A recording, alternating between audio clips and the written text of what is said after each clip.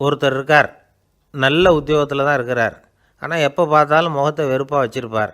அப்படியே வருவார் போவார். ஏன் சார் இப்படி இருக்கிறீங்க அப்படின்னு விசாரித்தோம். ஏன்டா இந்த வேலைக்கு வந்தோம்னு இருக்குது சார் அப்படின்னார். உங்கள் வேலை உங்களுக்கு பிடிக்கலையா அப்படின்னு கேட்டோம். இல்லைன்னார். இப்படிப்பட்டவங்க வெற்றிகரமான வாழ்க்கை வாழ முடியாது. இது நிபுணர்கள் கருத்து.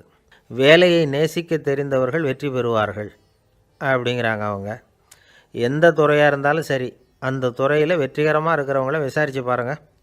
எனக்கு என்னுடைய வேலை ரொம்ப பிடிக்கும் அப்படின்னு சொல்கிறவங்களாக தான் இருப்பாங்க. அப்படி இருந்தால் தான் அது வெற்றிகரமாக இருக்க முடியுது அவங்களால.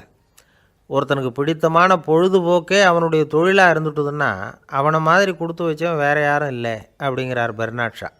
ஒரு தடவை மன்னர் ஹுமாயூன் உயிரை தண்ணீர் மொண்டு ஊற்றுகிற தொழிலாளி ஒருத்தர் காப்பாற்றினாராம் அந்த ஹுமாயூன் உயிரை.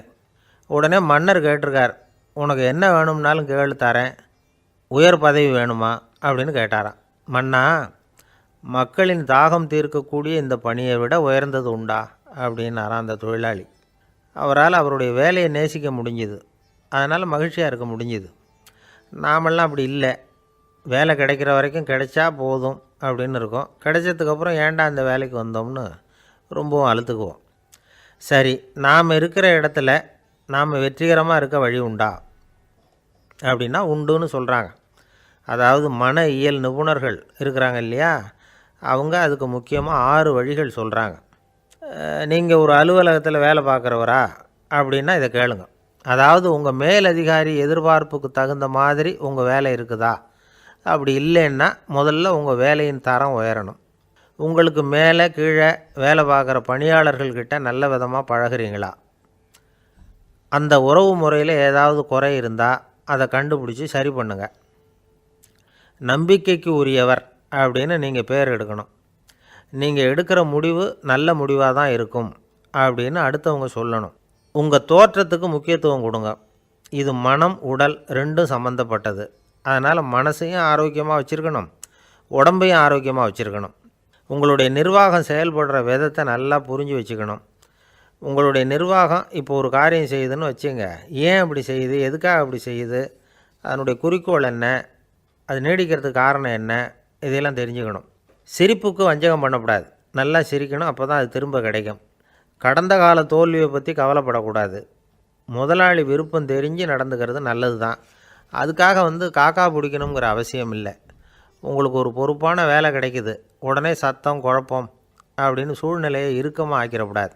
எந்த சூழலையும் இயல்பாக கையாளக்கூடியவர் அப்படிங்கிறத காட்டணும். இதெல்லாம் உங்கள் துறையில் நீங்கள் வெற்றி பெற நிபுணர்கள் சொல்கிற யோசனைகள்.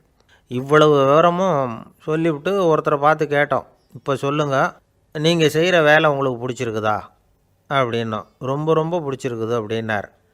சரி, என்ன செஞ்சிகிட்ருக்குறீங்க அப்படின்னு கேட்டோம். சும்மா தான் இருக்கிறேன் அப்படின்னார் அவர். அள்ள அள்ள குறையாதது அக்ஷய பாத்திரம், அது நமக்கு தெரியும், கேள்விப்பட்டிருக்கிறோம்.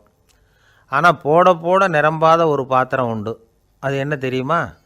நம்மளில் பல பேர்கிட்ட அந்த பாத்திரம் உண்டு. அதுதான் பேராசை அப்படிங்கிற பாத்திரம்.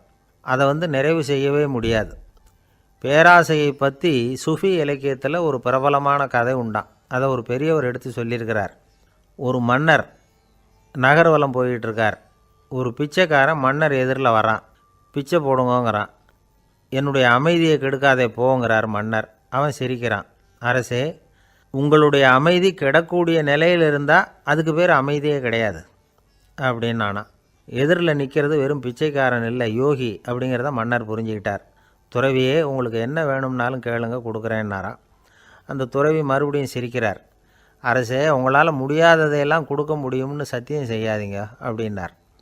மன்னருக்கு கோபம் வந்துட்டுது. என்ன இவர் இப்படி சொல்கிறாரே அப்படின்னு நினச்சார்.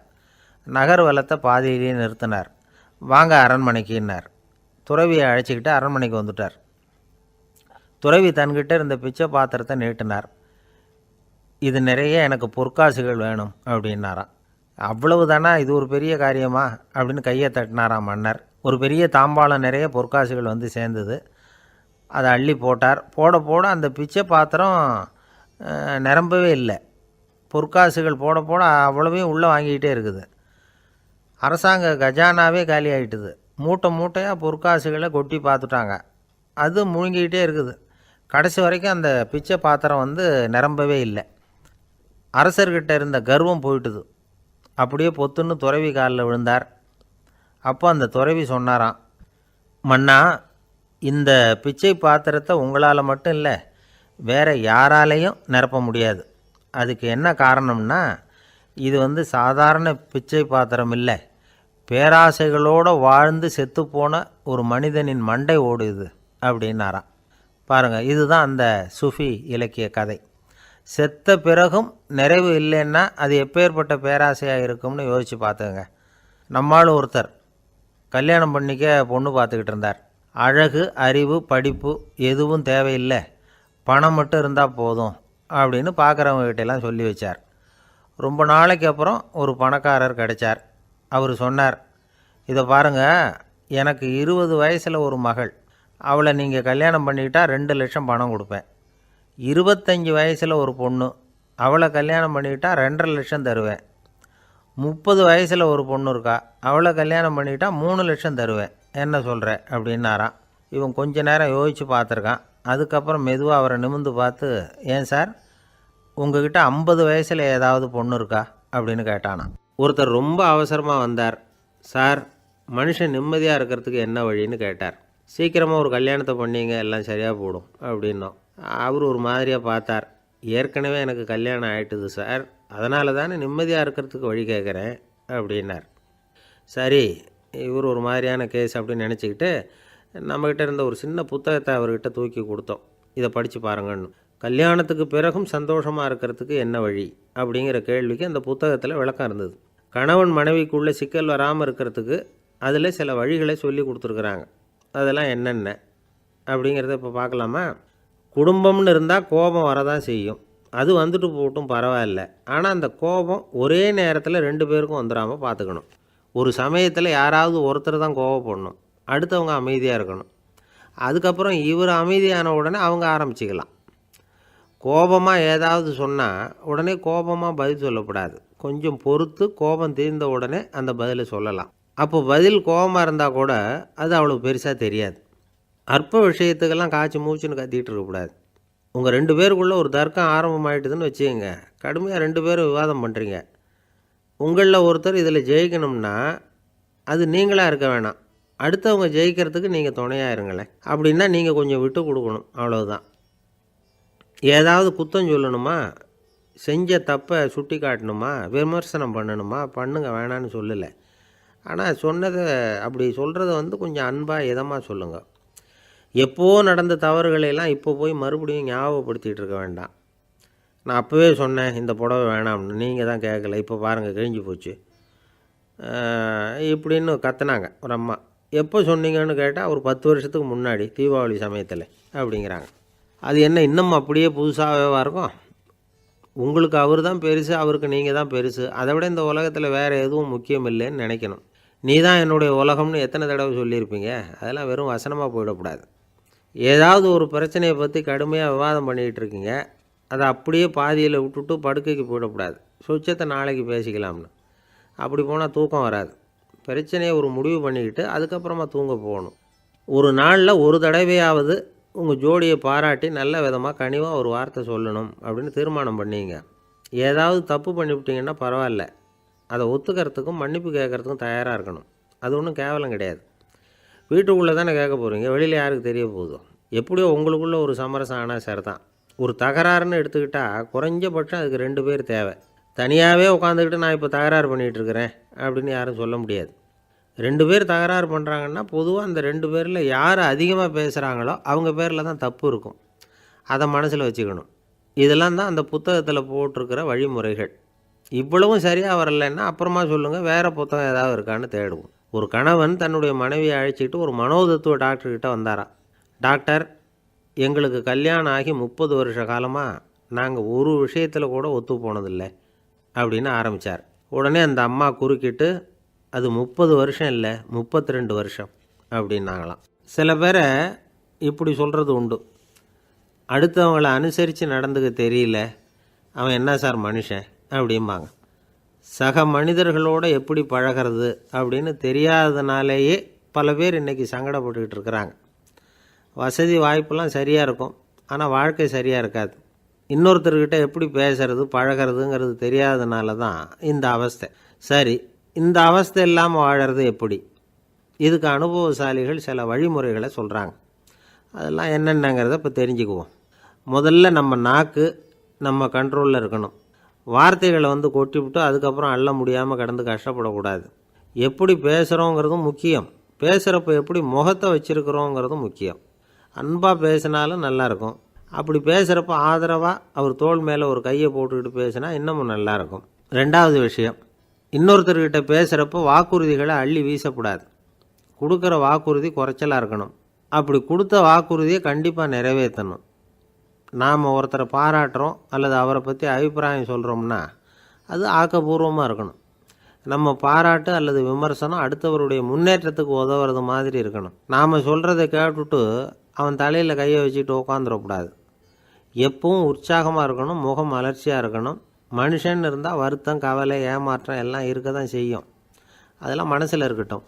அந்த வருத்தமும் கவலையும் ஏமாற்றமும் சேர்ந்துக்கிட்டு நம்ம முகத்தில் இருக்கிற மலர்ச்சியை மூடி மறைக்கிறதுக்கு நாம் இடம் கொடுத்துடக்கூடாது. எந்த விஷயத்தை பற்றி யாருக்கிட்ட பேசினாலும் வெளிப்படையாக பேசணும். திறந்த மனசோடு பேசணும்.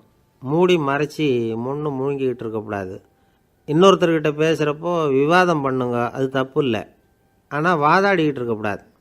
அதாவது என்ன சொல்கிறாங்கன்னா, டிஸ்கஸ் பண்ணலாம், ஆர்கியூ பண்ணக்கூடாதான். நம்மக்கிட்ட இருக்கிற நல்ல குணங்களை நாம் எடுத்து சொல்லிகிட்டு இருக்கக்கூடாது. அந்த நல்ல குணங்களே நம்மளை பற்றி எடுத்து சொல்லணும். அது மாதிரி நடந்துக்கணும். அதே மாதிரி அடுத்தவங்க கிட்ட உள்ள கெட்ட குணங்களை பற்றி அவசியம் இல்லாமல் நாம் பேச வேண்டியதில்லை. உங்களை பற்றி யாராவது தப்பாக பேசுகிறாங்களா, அப்படி அவங்க பேசுகிறதுல உண்மை இல்லையா அப்படின்னா அதை நீங்கள் பொருட்படுத்த வேண்டியதில்லை, விட்டுடலாம். அது தானாக போயிடும். ஒரு 4-5 பேரோட பேசிக்கிட்டு இருந்தீங்கன்னா எல்லாருக்கும் முக்கியத்துவம் கொடுங்க. யாரையும் அலட்சியப்படுத்தாதீங்க. தமாஷா பேசலாம். ஆனால் அவங்க தமாஷ் அடுத்தவங்களை கேலி பண்ணுறதா இருக்கக்கூடாது. நமக்கு கிடைக்க வேண்டியது கிடைக்கலையே அப்படிங்கிற தவிப்பு நம்மக்கிட்ட இருக்கக்கூடாது. அது தேவையில்லை. உங்கள் செயல்பாடுகள் தெளிவாக இருக்கட்டும். பாராட்டு தானாக அவங்கள தேடிட்டு வரும். இன்னொரு மனுஷனுடைய மனசில் கௌரவமான ஒரு இடத்த பிடிக்கணும்னா நாம் இந்த குணத்தையெல்லாம் நம்மக்கிட்ட வளர்த்துக்கணும். இதெல்லாம் அனுபவசாலிகள் சொல்லியிருக்கிற குறிப்புகள். இந்த குறிப்புகளை சரியாக புரிஞ்சுக்கணும். அது முக்கியம். தப்பாக புரிஞ்சுக்கிட்டா என்ன ஆகும் தெரியுமா? இதை கேளுங்க. ஒருத்தர் வந்தார். சார், அடுத்தவங்க தோள் மேலே கையை போட்டுக்கிட்டு அன்பாக பேசணும்னு சொன்னீங்க. அப்படி தான் பேசினேன். அவர் முதுகை கூட தட்டி கொடுத்தேன். என் வேலை போயிட்டுது சார், வீட்டுக்கு அனுப்பிச்சிட்டாங்க அப்படின்னார். யாருக்கிட்ட அப்படி பேசுனீங்கன்னு கேட்டோம். என் முதலாளிகிட்ட சார் அப்படிங்கிறார் ரொம்ப சோகமாக. இந்த உலகமே ஒரு நாடக மேடை. நாம் எல்லாரும் நடிகர்கள். இது ஞானிகள் சொல்கிறது. இது ஒரு பக்கம் இருக்கட்டும். இந்த உலகத்துக்குள்ளே எத்தனையோ நாடக மேடைகள், எத்தனையோ நடிகர்கள், எத்தனையோ நாடகங்கள். இதெல்லாம் எப்படி ஆரம்பமாச்சு? அதுதான் இன்றைக்கி தகவல். அதாவது ஆதி மனிதன் பேச ஆரம்பிக்கிறதுக்கு முன்னாடி சைகையாலேயே எல்லாத்தையும் சொல்லிகிட்டு இருந்தான். அதனால் அப்போவே நடிப்பு ஆரம்பமாயிட்டுது. முதல்ல ஒரு வேட்டையைத்தான் அவன் நடித்து காட்டியிருப்பான். இவன் எப்படி போனான், எதிரில் மிருகம் எப்படி வந்தது, அதோடு எப்படி சண்டை போட்டான், எப்படி அடித்து கொண்டுகிட்டு வந்தான். இதை அப்படியே மற்றவங்களுக்கு நடித்து காட்டியிருப்பான். ஏன்னா மொழி கிடையாது. இந்த காலத்துலலாம் நாடகங்களில் நடிக்கிறவங்கள நடிகர்கள்ங்கிறோம். ஒரு காலத்தில் இவங்களுக்கு என்ன பேர் தெரியுமா? திஸ்பியர்கள் அப்படின்னு பேரான். இதுக்கு காரணம் உண்டு. அதாவது 2000 வருஷத்துக்கு முன்னாடி கிரீஸ் நாட்டில் திசிபியஸ் அப்படின்னு ஒரு ஆள் இருந்தான். அவன் ஒரு பெரிய நாடக கலைஞன். அவன் சில இளைஞர்களை சேர்த்துக்கிட்டான், பயிற்சி கொடுத்தான், நாடக குழுவை உருவாக்கினான். நடிகர்களையும் நாடகத்துக்கு தேவையான பொருள்களையும் ஏற்றிக்கிட்டு போகிறதுக்கு ஒரு வண்டியையும் தயார் பண்ணான்.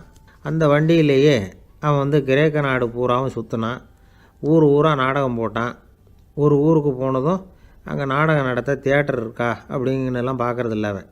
ஏன்னா அப்போலாம் தியேட்டர்னா என்னென்னு தெரியாது. நாடகம்னா அதை ஒரு மூடிய கொட்டைக்குள்ளே தான் நடத்தணுங்கிறது அப்போ யாருக்குமே தோணலை. இந்த வண்டி போகும், அதுவே ஒரு பகுதி அப்படியே ஒரு மேடை மாதிரி விரிச்சிக்கும். அதில் ஏறி நின்றுக்கிட்டு நாடகத்தை நடித்து காட்டுவாங்களாம். மக்கள்லாம் எதிரில் தரையில் உட்காந்து அதை பார்த்துக்கிட்டு இருக்கிறது. உலகத்தின் முதல் நடமாடும் தியேட்டர் இது தானா. இந்த திசிபியஸ் தான் முதலாக உலகத்தில் நாடகங்கிற பொழுதுபோக்கை நடத்தி காட்டினவன் அப்படின்னு சொல்கிறாங்க. அவன் சொந்தமாக நாடகம் எழுதுனான், நடித்தான், நாடகத்தை இயக்கினான். அதனால தான் அவனை first man of the theatre அப்படின்னு சொல்லுவாங்க. அவன் தான் நாடக மேடையின் முன்னோடி. கிரேக்கர் காலத்திலேயே நாடக ஆசிரியர்கள், நடிகர்கள், ரசிகர்கள் இவங்கெல்லாம் உருவாயிட்டாங்களாம். நாடகத்தின் சரித்திரத்தில் இந்த 3 பிரிவும் ரொம்ப முக்கியம். அதாவது கிரேக்க தியேட்டர்கள்லாம் திறந்த வெளி மேடைகள் தான். பெரும்பாலும் மலைச்சரிவுகள், அதுவே படிப்படியாக பண்ணியிருப்பாங்க. கீழே அரைவட்ட வடிவில் மேடை, அதுக்கு ஆர்கெஸ்ட்ரான்னு பேர். பிற்காலத்தில் இதில் உட்காந்து இசைக்குழுவினர் வாய்ச்சதுனால இசைக்குழுவுக்கே ஆர்கெஸ்ட்ராங்கிற பேர் வந்துட்டுது. இப்போது கிரேக்க தியேட்டர்களில் ஒன்று, அதோட காலம் கிமு 340. அதை இன்னமும் பாதுகாத்து வச்சுருக்கிறாங்களாம். எபிடாரஸ் அப்படிங்கிற இடத்துல அது இருக்குதான். இன்னமும் அந்த தியேட்டரை பயன்படுத்திக்கிட்டு வர்றாங்களாம். சிறந்த கிரேக்க நாடகங்கள்லாம் அங்கே நடிக்கிறாங்களாம். ஆரம்ப காலத்திலேயே கட்டணம் கிடையாது. அப்புறம் பின்னாடி தான் நுழைவு கட்டணம்லாம் அப்படியே வந்துட்டு தான். நடிகர்கள் பளபளப்பான ஆடைகள் உடுத்தியிருப்பாங்களாம். இந்த குதிகால் உயர்ந்த காலணிகள் போட்டிருப்பாங்களாம். இதெல்லாம் பழைய குறிப்புகள். பலவிதமான உருவங்களில் மாஸ்க் அப்படின்னு சொல்லப்படுற முகமூடி. அதனால் ஒரே நடிகர் பல வேடங்களில் நடிக்கிறது உண்டான். ஆரம்பத்தில் பெண் நடிகர்கள் கிடையாது, எல்லாம் ஆண் நடிகர்கள் தான். ரோமானியர்கள் தான் முதல் நிரந்தர நாடக மேடையை கட்டினவங்க. அதுதான் முதல் தியேட்டர். கிமு 1048 காலகட்டத்தில் பாம்பிங்கிற நகரத்தில் அதை கட்டியிருக்கிறாங்களாம். கிரேக்க ரோமானிய தியேட்டர்களின் அடிப்படையிலேயே இந்த இத்தாலிய வடிவ அமைப்பாளர்கள் இந்த குதிரை லாட வடிவில் ஒரு ஆடிட்டோரியத்தை உருவாக்கினாங்களாம். இப்படி அதை பற்றி நிறைய தகவல் இருக்குது. 1576 லண்டனில் இந்த பின்ஸ்பர்ரி, அப்புறம் இந்த பில்ட்ஸில், அப்புறம் ஜேம்ஸ் இப்படிங்கிற ஒரு முயற்சியால் தான் இங்கிலாந்தில் முதல் தியேட்டர் உருவாச்சான். அப்படி ஒருத்தர் இருந்தாராம். உலக நாடக மேடையின் வரலாறு இதுதான். அதாவது இப்போல்லாம் அறிவியல் வளர்ச்சி அதிகமாகிட்டுது. திரைப்படம், தொலைக்காட்சி எல்லாம் வந்தாச்சு. ஒவ்வொரு வீடுமே ஒரு குட்டி தியேட்டர் மாதிரி ஆகிட்டுது. தொலைக்காட்சி முன்னாடி உட்காந்து எழுந்திருக்கவே மனசு வர்றதில்லை. ஒரு அம்மா ஒரு மனோதத்துவ டாக்டரை தேடிட்டு வந்தாங்களாம் இந்த காலத்தில். டாக்டர், எங்கள் வீட்டுக்காரர் எப்போ பார்த்தாலும் டிவி முன்னாடி உட்காந்துக்கிட்டு அதையே வெறிச்சு பார்த்துக்கிட்டு இருக்கிறார், உத்து பார்த்துக்கிட்டு இருக்கார், எனக்கு சந்தேகமாக இருக்குன்னாங்களாம். இது மனக்கோளாறு இல்லைங்க, ஆர்வக்கோளாறு, அவ்வளவுதான், இதுக்காக பயப்படாதீங்கன்னாரான் டாக்டர். அப்படி இல்லை டாக்டர், டிவி ஓடும் பொழுது நாம் எல்லாம் அதை பார்க்குறோம் சரி, ஆனால் அவர் அப்படி இல்லை, டிவியை நிறுத்தினதுக்கு அப்புறமும் அதையே உத்து பார்த்துக்கிட்டு உட்காந்துருக்கிறார், அதனால தான் சந்தேகப்பட்டு உங்ககிட்ட வந்தேன் அப்படின்னாங்களாம். ஒரு சின்ன பையன் வந்தான். அவனை பார்த்து ஒரு கேள்வி கேட்டோம். ஏன்ப்பா உங்கள் வீட்டில் அம்மா புத்திசாலியா அப்பா புத்திசாலியா அப்படின்னு. அவன் அலட்சியமாக நம்மளை பார்த்து சிரிக்கிறான். என்ன சார் இது, இந்த காலத்தில் இது கூட தெரியாமல் இருக்கிறீங்களே அப்படிங்கிறான்.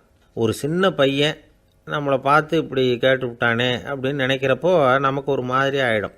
அதுக்கப்புறம்தான் இந்த தாத்தா பாட்டிலாம் சொல்கிற ஒரு கதை ஞாபகத்துக்கு வந்தது. அது என்ன கதை தெரியுமா? ஒரு ஊரில் ஒரு அம்மாவும் பிள்ளையும் இருந்தாங்களாம். அந்த மகனுக்கு திடீர்னு தேசாந்திரம் போய் வரணும்னு ஆசை வந்துட்டுது. ஊராக போய் சுற்றி பார்க்கணுங்கிற ஆசை. அந்த அம்மாவுக்கு இது பிடிக்கல. மகனை பிரிஞ்சு இருக்கிறதுக்கு அவங்க மனசு இடம் கொடுக்கல. வேணாப்பான்னு சொல்லி பார்த்தாங்க, அவன் கேட்கல. திடீர்னு புறப்படவும் செஞ்சுட்டான். சரி, இனிமேல் அவனை தடுக்க முடியாதுன்னு முடிவு பண்ணிட்டாங்க அந்த அம்மா. இருந்தாலும் புத்திசாலித்தனமாக ஒரு யோசனை பண்ணாங்க. மகனை கிட்டத்தில் கூப்பிட்டாங்க. அவங்ககிட்ட சொன்னாங்க, இதை பாருப்பா, நீ தேசாந்திரம் போகிறதுன்னு தீர்மானம் பண்ணிவிட்ட, அதை நான் தடுக்கலை, போயிட்டு வந்துடும். ஆனால் போகிறதுக்கு முன்னாடி எனக்கு ஒரு வாக்குறுதி கொடுத்துட்டு போ அப்படின்னாங்க. போகிறப்போ ராத்திரியாக இருந்தாலும் பகலாக இருந்தாலும் சரி, புளிய மரத்து நிழலில் தான் தங்கணும். திரும்பி வர்றப்போ இரவும் பகலும் நீ வேப்ப மரத்து நிழல்லே தங்கணும் அப்படின்னாங்க. சரி, அப்படியே செய்கிறேன்னு சொல்லி வாக்குறுதி கொடுத்தான் பையன். புறப்பட்டு போனான். போகிற வழியில் புளிய மரத்து நிழல்லே தங்கினான், தூங்கினான். அப்படி போய்கிட்டே இருந்தான். 7ஆவது நாள் அவன் உடம்பு சுகமில்லாமல் போயிட்டுது. ரொம்பவும் பலவீனமாயிட்டான். இனிமேல் நடக்க முடியாதுங்கிற நிலைமை வந்துட்டுது. யோசித்து பார்த்தான். சரி, இதுக்கு மேலே போக வேண்டாம் அப்படின்னு முடிவு பண்ணிவிட்டு திரும்பி வர ஆரம்பிச்சிட்டான். திரும்பி வர்றப்போ வழியில் வேப்ப மரத்து நிழல்லையே தங்கி வந்தான். நாளுக்கு நாள் உடம்பு சரியாக வந்துட்டுது. 7ஆவது நாள் வீட்டுக்கு சேர்றான். உடம்பு பழையபடியே கலகலப்பாயிட்டுது. பூரண சுகம். தேசாந்திரம் போன பையன் திரும்பி வந்துட்டானே அப்படின்னு அந்த அம்மா ஆச்சரியப்படலை. ஏன்னா அவங்களுக்கு தெரியும் இப்படி ஆகும்னு. பையன் சீக்கிரமாக திரும்பி வரணுங்கிறதுக்காக தான் அவங்க அந்த யோசனையை சொன்னாங்க. என்ன விஷயங்கிறதையும் அவங்களே சொன்னாங்க. மகனே, புளிய மரத்து நிழல் உடம்புக்கு உஷ்ணத்தை கொடுக்கும், சீக்கம் உண்டாக்கும். அதனால் நீ தொடர்ந்து புளிய மரத்து நிழலில் தங்கினாவே நோய்க்கு ஆளாயிட்ட. அதனால் பயணத்தை முடிச்சுக்கிட்டு திரும்பி வரணுங்கிற முடிவுக்கு வந்துட்ட. திரும்பி வர்றப்போ நீ தங்கினது வேப்ப மரத்து நிழல். அது உடம்புக்கு வந்து குளிர்ச்சியை தரக்கூடியது, நோயை தீர்க்கக்கூடியது. அதனால் சுகமாக வீட்டுக்கு வந்து சேர்ந்துட்ட. உன்னோட தேசாந்திர பயணத்தை தடுக்கிறதுக்காக தான் இப்படி பண்ணினேன் அப்படின்னாங்களாம் அந்த அம்மா. பார்த்தீங்களா அம்மாவோட புத்திசாலித்தனத்தை? அப்பாவாக இருந்தால் இப்படியா பண்ணுவார்? ஒரு அப்பா வந்து பையன்கிட்ட 10 ரூபா கொடுத்து இதை எடுத்துக்கிட்டு அடுத்த ஊருக்கு போய் அங்கே இருக்கிற மாமா கிட்ட இதை கொடுத்துட்டு வாடா, வழியில் எங்கேயாவது மரத்தடியில் படுத்து தூங்கி விடாதே அப்படின்னு எச்சரிக்கை பண்ணி அனுப்புனாராம். பையனுக்கு எச்சரிக்கையாக வாழறது எப்படிங்கிறத கற்றுக் கொடுக்கறதுக்காக இப்படி பண்ணார். அவன் பணத்தை வாங்கிட்டு போனான். அப்பா சொன்னதை மறந்துட்டு ஒரு மரத்தடியில் படுத்து தூங்கிட்டான். அவனுக்கு தெரியாமல் அவன் பின்னாடியே போன அப்பா அவன் கையில் இருந்த அந்த 10 ரூபாயை நைஸாக எடுத்துகிட்டு வந்துட்டார். அவன் பையில் தானே வச்சுருந்தான், அது தெரியாமல் எடுத்துகிட்டு வந்துட்டார். அவன் தூங்கிக்கிட்டு இருக்கான். எடுத்துகிட்டு ஒரு மறுபடியும் வீட்டுக்கு வந்துட்டார். பையன் முழிச்சுக்கிட்டு பையை தடவி பார்க்குறான், பணத்தை காணும். அழுதுகிட்டே திரும்பி வந்தான். அப்பா கிட்ட விஷயத்த சொன்னான். அப்பா சிரிச்சுக்கிட்டே சொன்னார், அதுக்கு தான்ப்பா ஆரம்பத்திலேயே எச்சரிக்கை பண்ணினேன், இனிமேலாவது நீ ஜாக்கிரதையாக இருக்கணும் அப்படிங்கிறதுக்காக தான் இப்படி பண்ணினேன். அந்த பணம் எங்கேயும் போயிடலை, நான் தான் அதை உனக்கு தெரியாமல் எடுத்து வச்சிருக்கிறேன். இதோ பாரு அப்படின்னு சொல்லிட்டு சைடு பாக்கெட்டில் கையை விட்டா அது ஓட்டையாக இருக்குது. அதை எவனோ ஏற்கனவே கத்திரிச்சு எடுத்துகிட்டு போட்டான். இப்போ அப்பா முகத்தில் அசடு வழிஞ்சுதான். ஒரு அரசனும் அமைச்சரும் ஒரு நாள் ரொம்ப சாவகாசமாக பேசிக்கிட்டு இருந்தாங்களாம்.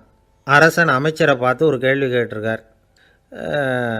ஏங்க அமைச்சரே, ஆசை இல்லாத ஒரு மனுஷனால் இருக்க முடியுமா அப்படின்னு. ஏன் முடியாது, துறவி அப்படிங்கிறவங்கெல்லாம் அப்படிப்பட்டவங்க தானே அப்படின்னாராம் அமைச்சர். அவங்கெல்லாம் உண்மையிலேயே ஆசையை விட்டவங்க தானா அப்படின்னு கேட்டாராம் ராஜா. அப்படி தான் இருக்கணும் அப்படின்னாராம் அமைச்சர். அப்படின்னா ஆசையே இல்லாத ஒரு உண்மையான துறவியை நான் பார்க்கணுமேன்னார். அது என்ன பிரமாதம், அதுக்கு நான் ஏற்பாடு பண்ணுறேன் அப்படின்னு விட்டார் இவர். சொல்லிவிட்டு உடனே புறப்பட்டு போனார். அங்கே தேடினார். அப்புறம் தான் அவருக்கு புரிஞ்சுது உண்மை துறவியை கண்டுபிடிக்கிறது எவ்வளவு கஷ்டமான காரியம்னு. இருந்தாலும் ராஜா கிட்ட சொல்லியாச்சே உண்மை துறவியை காட்டுறேன்னு. இப்போ என்ன பண்ணுறது? ராஜா கிட்ட சொன்னபடி நடக்கலைன்னா அவருக்கு கோபம் வந்துடும். அமைச்சர் ஒரு யோசனை பண்ணார். அவருக்கு ஒரு வழி தெரிஞ்சுது. அதுதான் சரின்னு முடிவு பண்ணார். அதாவது அந்த ஊரில் அவருக்கு தெரிஞ்ச நாடக நடிகர் ஒருத்தர் இருக்கிறார், நல்லா நடிப்பார். அவரை போய் பார்த்தார். இதை பாருப்பா, எனக்காக நீ ஒரு காரியம் செய்யணும்னார். என்னன்னு கேட்டார் அவர். நீ ஒரு துறவி மாதிரி கொஞ்சம் நேரத்துக்கு நடிக்கணும். ராஜா வந்து உன்னை பார்த்துட்டு போகிற வரைக்கும் நடி, அது போதும். அதுக்காக உனக்கு 10,000 ரூபா தரேன் அப்படின்னார். அவர் எந்த காலத்தில் இவ்வளவு பணத்தை மொத்தமாக பார்த்துருக்கார். அதனால் உடனே சரின்னு ஒத்துக்கிட்டார். அமைச்சர் வந்து அரண்மனைக்கு திரும்பி வந்தார். என்ன அமைச்சரே, இன்னுமா ஒரு உண்மையான துறவி கிடைக்கலன்னார். உண்மையான துறவி ஒருத்தரை இப்போ தான் கொஞ்ச நேரத்துக்கு முன்னாடி பார்த்து பேசிவிட்டு வர்றேன். அவர் நம்ம ஊருக்கு வெளியில் குளத்தங்கரையில் உள்ள ஒரு ஆலமரத்துக்கு அடியில் உட்காந்துருக்கிறார் அப்படின்னார் இவர். அப்படின்னா உடனே புறப்படுங்க அப்படின்னார் ராஜா. பரிவாரங்களோடு புறப்பட்டார். அங்கே அந்த மரத்தடியில் அந்த ஆள் வேஷம் போட்டுக்கிட்டு துறவி மாதிரி உட்காந்துருக்கிறான். ராஜா நேராக போனார். அந்த துறவி காலில் பொத்துன்னு விழுந்து வணங்கினார். உடனே ராணி அவர் காலில் விழுந்தாங்க. அடுத்தபடியாக அமைச்சர் விழுந்தார். அவருக்கு தெரியும் இது நம்ம ஆள் தான்னு. இருந்தாலும் என்ன பண்ணுறது, நேரம். அப்புறம் பரிவாரங்கள்லாம் துறவி காலில் விழுந்து ஆசீர்வாதம் வாங்கிட்டாங்க. ராஜா அப்புறமா தங்கத்தட்டில் பொன்னையும் பொருளையும் வச்சு அந்த துறவிக்கிட்ட ரொம்ப பணிவாக நீட்டுறார். தாங்கள் தயவு பண்ணி இதை ஏற்றுக்கணும் அப்படின்னு வேண்டிக்கிட்டார். அந்த துறவி பற்றில்லாமல் அதை பார்த்தார். எல்லாத்தையும் திறந்துவிட்ட எனக்கு இதெல்லாம் எதுக்காக அப்படின்னு சொல்லி அதை மறுத்துட்டாராம். ஆஹா, உண்மையான துறவியை பார்த்துட்டோம் அப்படிங்கிற ஆனந்தம் அரசருக்கு. ரொம்ப நிம்மதியாக திருப்தியாக திரும்பி வந்தார் அரண்மனைக்கு. அதுக்கப்புறம் அமைச்சர் யாருக்கும் தெரியாமல் அந்த துறவிகிட்ட ஓடினார். சொன்ன பிரகாரம் பணத்தை நீட்டினார். இந்தப்பா, நான் உங்ககிட்ட சொன்னபடி 10,000 ரூபா பணம் எடுத்துக்கோ அப்படின்னார். அந்த ஆள் ராஜா கிட்ட சொன்னது மாதிரியே எல்லாத்தையும் திறந்துவிட்ட எனக்கு இதெல்லாம் எதுக்காக வேணாம் அப்படின்னு விட்டாரான். நடித்த வரைக்கும் போதும்ப்பா, இனிமேல் இந்த நாடக வசனம்லாம் வேணாம், வேஷத்தை கலைச்சிரு, பணத்தை வாங்கிக்கோன்னார். இல்லைங்க, இது வேஷம் இல்லை, இது வசனமும் இல்லை, இது உண்மை. கொஞ்ச நேரம் துறவி மாதிரி நடித்ததுக்கே இந்த தேசத்து ராஜா, ராணி, அமைச்சர், பரிவாரங்கள் எல்லாம் என் காலில் விழுந்து வணங்குறாங்க. அப்படின்னா உண்மையான துறவியாக இருக்கிறது எவ்வளவு பெருமையான விஷயம். நான் உண்மையான துறவியாக ஆக போகிறேன், அப்படி முடிவும் பண்ணிட்டேன் அப்படின்னார் அந்த நடிகர். வேஷம் கூட எப்படிப்பட்ட விளைவுகளை உண்டு பண்ணுது பார்த்தீங்களா. நம்மால் ஒருத்தன் ரொம்ப வசதியாக தான் இருந்தான். ஒரு நாள் அவன் சொத்து பூரா திருட்டு போட்டுது. அதுக்கப்புறம் இவன் துறவி மாதிரி ஆகிட்டான். ஊர் ஊராக சுற்றினான். ஒரு குருநாதரை தேடி கண்டுபிடிச்சான். அவர்கிட்ட சீடனாக சேர்ந்துக்கிட்டான். அவனை பார்த்து ஒருத்தர் கேட்டார், நீ உண்மையான சீடன் தானான்னு. இல்லைங்க, சீடன் மாதிரி நடிச்சுக்கிட்டு இருக்கிறேன் அப்படின்னா. அது குரு துரோகம் இல்லையா அப்படின்னு கேட்டார் அவர். இல்லைங்க, நான் பண்ணது குரு துரோகம் இல்லை, என் குரு பண்ணது தான் துரோகம். என்னுடைய பணத்தை கொள்ளையடித்தது இவர் தான். அதை எங்கே வச்சுருக்காருன்னு கண்டுபிடிக்கிறதுக்காக தான் இவர்கிட்ட வந்து சீடனாக சேர்ந்துருக்கிறேன் அப்படின்னா. ஒரு ஆள் இருந்தான், நிறைய பணம் சம்பாதிச்சான். ஆனால் செலவு பண்ண மனசு வரல, கருமி. அவன் என்ன பண்ணான், சேர்த்த பணம் பூராவையும் ஒரு மரத்தடியில் புதைச்சி வச்சுருந்தான்.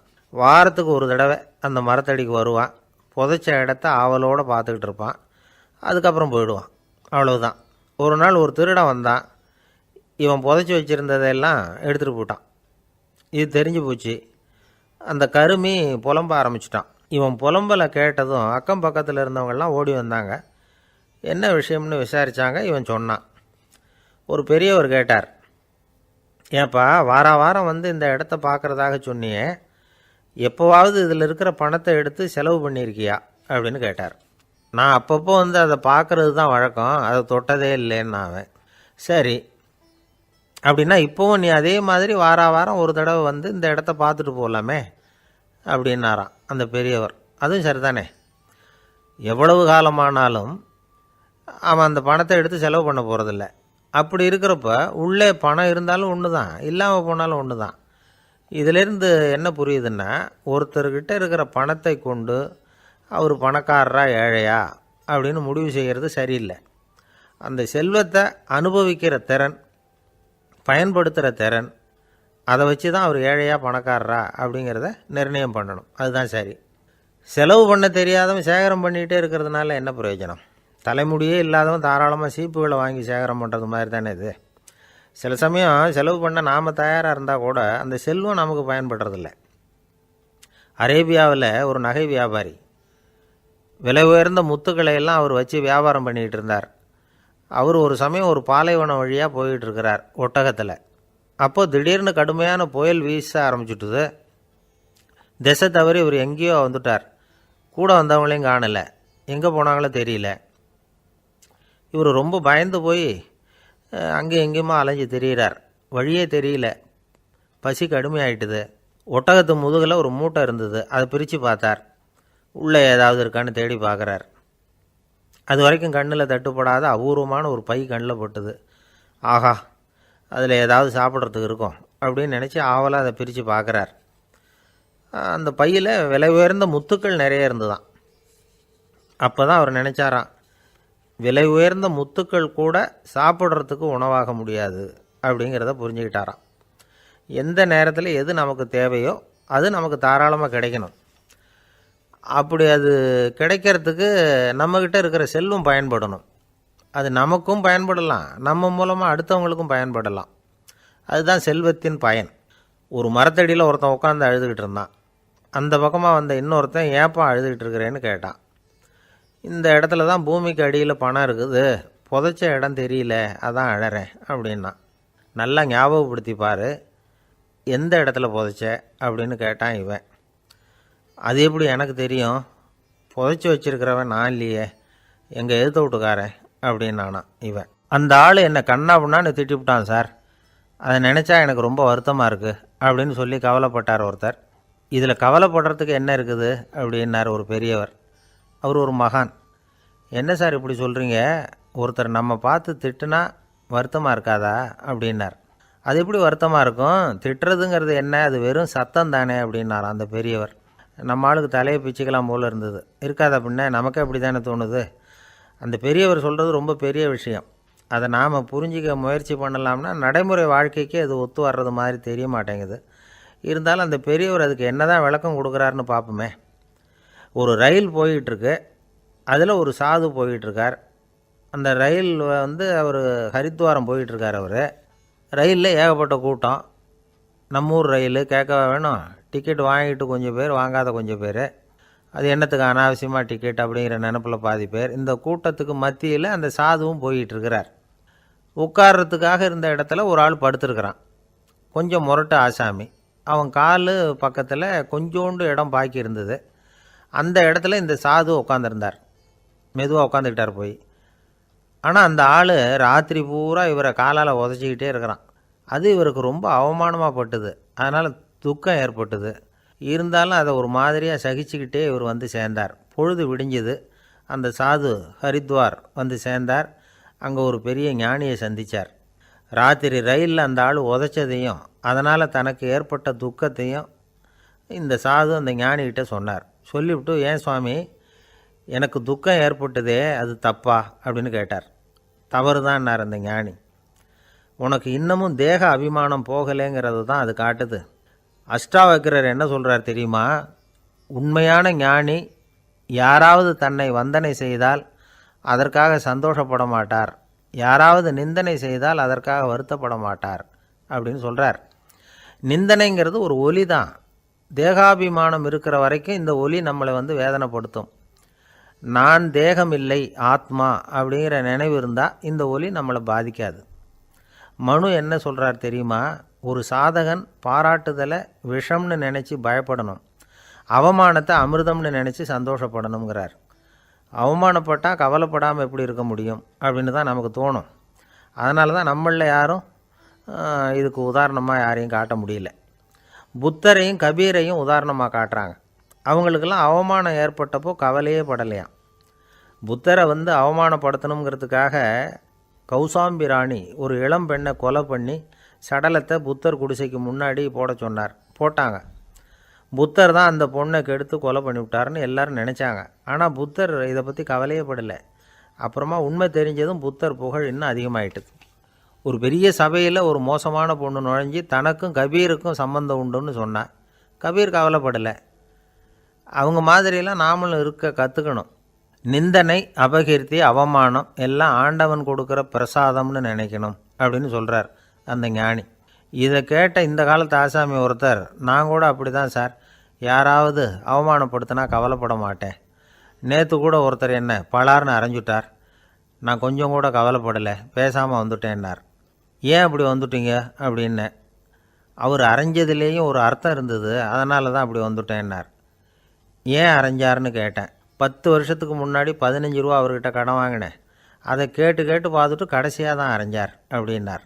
ஆண்டவனுடைய பிரசாதம் இவருக்கு அடிக்கடி கிடைக்கும் போல இருக்குது. ஒரு பல்கலைக்கழகம், அங்கே ஒரு இலக்கிய பேராசிரியர், அவர் பாடம் நடத்திக்கிட்டு இருந்தார். ராபர்ட் ப்ரௌனிங் எழுதிய கவிதைகளை பற்றி சொல்லிகிட்டு இருக்கிறார். மாணவர்களும் ரொம்ப அக்கறையாக அதை கேட்டுக்கிட்டு இருக்கிறாங்க. ஒரு குறிப்பிட்ட கவிதையை பற்றி சொல்லும் பொழுது அந்த பேராசிரியருக்கே ஒரு சந்தேகம். அதாவது அந்த கவிதையின் சரியான அர்த்தம் என்னங்கிறதுல சந்தேகம். பேராசிரியர் யோசனை பண்ணார். அந்த கவிதையை முழுசாக புரிஞ்சிக்க முடியல. அதனால் மாணவர்களை பார்த்து சொன்னார், மாணவர்களே, ஒரு நாள் பொறுத்துக்குங்க. இந்த கவிதையை எழுதின கவிஞர் எங்கள் வீட்டுக்கு பக்கத்தில் தான் இருக்கிறார். இன்றைக்கி சாயந்தரம் நான் அவரை நேரிலேயே போய் பார்க்குறேன். பார்த்து இதுக்கு என்னங்க அர்த்தம்னு கேட்டுக்கிட்டு வந்துவிடுறேன். அதுக்கப்புறம் உங்ககிட்ட சொல்கிறேன் அப்படின்னாராம். அன்றைக்கி சாயந்தரமே அந்த பேராசிரியர் கவிஞரை தேடிக்கிட்டு போயிட்டார். கவிஞர் அவங்க வீட்டில் அவர் பாட்டு உட்காந்துருந்தாராம். இவர் போய் அவர் முன்னாடி உட்காந்தார். அப்புறம் கேட்டார், ஐயா, அந்த கவிதையின் முழு பொருள் என்னன்னு தெரிஞ்சுட்டு போகிறதுக்காக வந்திருக்கிறேன் அப்படின்னாராம். எந்த கவிதை அப்படின்னாராம் அவர். இவர் அந்த கவிதையை சொல்லியிருக்கார். கவிஞர் கொஞ்சம் யோசனை பண்ணிவிட்டு அப்புறம் சொன்னாராம், பேராசிரியரே, நீங்கள் கொஞ்சம் தாமதமாக வந்துட்டீங்கன்னாராம். இவருக்கு ஒன்றும் புரியல. நீங்கள் என்ன சொல்கிறீங்க? நான் தாமதமாக வந்துட்டேன்னா? நீங்கள் தான் உயிரோடு இருக்கிறீங்களே, அப்படி இருக்கும்பொழுது நான் தாமதமாக வந்துவிட்டேன்னா அது எப்படி அப்படின்னு இவர் குழம்பியிருக்கிறார். இப்போ கவிஞர் சொன்னாராம், ஐயா, நான் உயிரோடு இருக்கிறேன்னா இல்லையாங்கிறது முக்கியம் இல்லை. நான் அந்த கவிதை வரிகளை எழுதினப்போ 2 பேருக்கு அதோட அர்த்தம் தெரிஞ்சிருந்தது. இப்போ ஒரே ஒருத்தருக்கு தான் அதோட அர்த்தம் தெரியும் அப்படின்னாராம். பேராசிரியர் யோசனை பண்ணியிருக்கார். அப்படின்னா அந்த ஒருத்தர் கவிஞர் ராபர்ட் ப்ரௌனிங்கை தவிர வேறு யாராக இருக்க முடியும்? இவர் தான் அப்படிங்கிறத அவர் மனசில் நினச்சிக்கிட்டார். அதனால் சொன்னார், ஐயா, நான் தாமதமாக வரல, அந்த கவிதையின் பொருள் என்ன அது சொல்லுங்கன்னார். பேராசிரியரே, நான் சொல்கிறது உங்களுக்கு புரியலைன்னு நினைக்கிறேன். நான் இந்த வரிகள் எழுதினப்போ 2 பேருக்கு அதோட அர்த்தம் தெரிஞ்சிருந்தது. அந்த 2 பேர் யாருன்னா, ஒருத்தர் ராபர்ட் ப்ரௌனிங், அதாவது நான், இன்னொருத்தர் கடவுள். இப்போ அது கடவுளுக்கு மட்டும்தான் தெரியும். நானே இதை பற்றி பல தடவை யோசனை பண்ணி பார்த்தேன். இது ரொம்ப அழகானது, ஆனாலும் ரொம்ப வழுக்கலானது. அதை பிடிச்சிட்டோம்னு நினச்சிக்கிட்டு இருக்கும் பொழுதே காற்று மாதிரி அது உங்ககிட்ட இருந்து ஓடி போயிடுது. எனக்கு ரொம்பவும் வருத்தமாக தான் இருக்குது. நிச்சயமாக நான் தான் இந்த வரிகளை எழுதியிருக்கிறேன். அதில் அர்த்தம் இருக்குங்கிறது எனக்கு தெரியும். அதை நான் உணர்றேன். ஆனால் நீங்கள் என்னை மன்னிக்கணும். எனக்கே கூட அதை என்னால் விளக்க முடியல. அப்படி இருக்கும் பொழுது உங்களுக்கு எப்படி அதை நான் விளக்க முடியும் அப்படின்னாரா அந்த கவிஞர். அனுபவிக்கப்படக்கூடிய எல்லாமே விளக்கப்படக்கூடிய ஒன்றல்ல, விளக்கப்படும் எல்லாமே அனுபவிக்கப்படக்கூடிய ஒன்றல்ல அப்படிங்கிறது ஞானிகளுடைய கருத்து. அதுக்காக தான் அந்த சம்பவம். வாழ்க்கையில் நீங்கள் தொடர்ந்து ஆய்வு செய்து கொண்டே இருக்கக்கூடிய விளக்கங்களை ஒருபோதும் அடைய முடியாத பரிமாணங்கள் இருக்கிறதுனால தான் அது அலுப்பு தட்டாமல் இருக்குது. உங்களால் நிறைய அனுபவிக்க முடியும், இருந்தாலும் நீங்கள் அனுபவித்து அறிந்த விஷயங்கள் கூட வார்த்தைகளால் விளக்கப்பட முடிவதில்லை அப்படிங்கிறது பெரியோர் சிந்தனை. இதெல்லாம் ஒரு பக்கம் இருக்கட்டும். நமக்கு தெரிஞ்ச பேராசிரியர் ஒருத்தர் 1 மணி நேரம் ரொம்ப விவரமாக வகுப்பு எடுத்தார். கடைசியாக சொன்னார், மாணவர்களே, ரொம்பவும் எளிமையாக விளக்கமாக எல்லா விவரமும் சொல்லியிருக்கிறேன். அதனால் இதில் உங்களுக்கு சந்தேகம் வர்றதுக்கு வாய்ப்பே இல்லை. இருந்தாலும் கேட்க வேண்டிய கடமை கேட்குறேன். இது வரைக்கும் நடத்தினதில் யாருக்காவது ஏதாவது சந்தேகம் உண்டா அப்படின்னு கேட்டாராம். எனக்கு ஒரே ஒரு சந்தேகம்தான் சார் அப்படின்னு எழுந்திரிச்சு நிற்கிறான் ஒருத்தன். என்னன்னு கேட்டாராம். இது வரைக்கும் நீங்கள் என்ன பாடம் சார் நடத்துனீங்க அப்படின்னானான் அவன். அம்மாக்காரங்களுக்கு அடிக்கடி ஏற்படுற கவலை ஒன்று உண்டு. அதாவது குழந்தை சரியாக சாப்பிட மாட்டேங்குதே அப்படிங்கிற கவலை. இவங்கெல்லாம் ஒரு விஷயத்தை நல்லா புரிஞ்சுக்கணும். குழந்தைகள்ங்கிறவங்க பெரியவங்க மாதிரி இல்லை. அவங்க கடிகாரத்தில் மணியை பார்த்துட்டு சாப்பிட்றதுக்கு உட்கார்ற ரகம் கிடையாது. பசிச்சா சாப்பிடுவாங்க, இல்லைன்னா விளையாடுவாங்க அல்லது தூங்குவாங்க. அது புரியாமல் அவங்கள கட்டாயப்படுத்தி அல்லது மிரட்டி சாப்பிட வைக்கிறது ரொம்ப தப்பு. ஒரு 8 மாத குழந்தைக்கு 3 மணி நேரத்துக்கு ஒரு தடவை பசிக்கும். அந்த நேரம் பார்த்து சாப்பாடு கொடுத்தா அடம் பண்ணாமல் அது பாட்டுக்கு சாப்பிட்றோம். அதே குழந்தைக்கு 1 வயசு ஆகிறப்போ 4 மணி நேரத்துக்கு ஒரு தடவை பசிக்கும். இந்த வயசில் இயற்கையாகவே பசி குறைஞ்சிருக்கும். அது புரியாமல் என் குழந்தை முன்னாடி மாதிரி இப்போ சரியாக சாப்பிட மாட்டேங்கிறான் அப்படின்னு சில பேர் டாக்டர்கிட்ட போய் சொல்லிக்கிட்டு இருப்பாங்க. இன்னொரு விஷயம், ஒரு குழந்தைக்கு வயசு அதிகமாகிற வேகத்துக்கு உடம்பு எடையும் அதிகமாகிக்கிட்டே போகாது. உடம்பு எடை அதிகமாகிற வேகம் குறைஞ்சிக்கிட்டே வரும். 6 மாத குழந்தைக்கு ஒரு வாரத்தில் 150 கிராம் எடை கூடும். ஒரு வயசில் வாரத்துக்கு 71 கிராம் எடை கூடும். இது புரியாமல் அதிகமாக சாப்பாட்டை கொடுத்து குழந்தைய கஷ்டப்படுத்தக்கூடாது. ஏன்னா அளவுக்கு மீறின உணவு அஜீரணத்தை உண்டு பண்ணிவிடும். குழந்தைக்கு ஒரு தட்டில் கொஞ்சமாக ஆகாரத்தை வச்சு கொண்டுகிட்டு போய் கொடுக்கணும். மலை மாதிரி குவிச்சு வச்சா அதை பார்த்ததுமே பசி அடங்கி போயிடும். அடித்து மிரட்டி பயமுறுத்தி குழந்தைய சாப்பிட வைக்கிற பழக்கம் இருக்குது பாருங்கள். அதுக்கு ஃபுட் ஃபோர்ஸிங் அப்படின்னு பேர். இப்படி பண்ணினா குழந்தைக்கு சாப்பாட்டில் விருப்பம் குறைஞ்சிரும். அதை கண்டாவே வெறுக்க ஆரம்பிச்சிடும். அது மாதிரி உளம் சார்ந்த பசி குறைவு, சைக்கோஜெனிக் அனோரெக்சியா, அது ஏற்படுமா. சாப்பாடுங்கிறதே ஒரு தண்டனை மாதிரி தோணும். குழந்தைகளுக்கு பிடிச்ச மாதிரியான ஆகாரத்தை கொடுக்கணும். சத்து அதிகம் இருக்குங்கிறதுக்காக அதுக்கு பிடிக்காத ஆகாரத்தை கொடுத்து கட்டாயப்படுத்தக்கூடாது.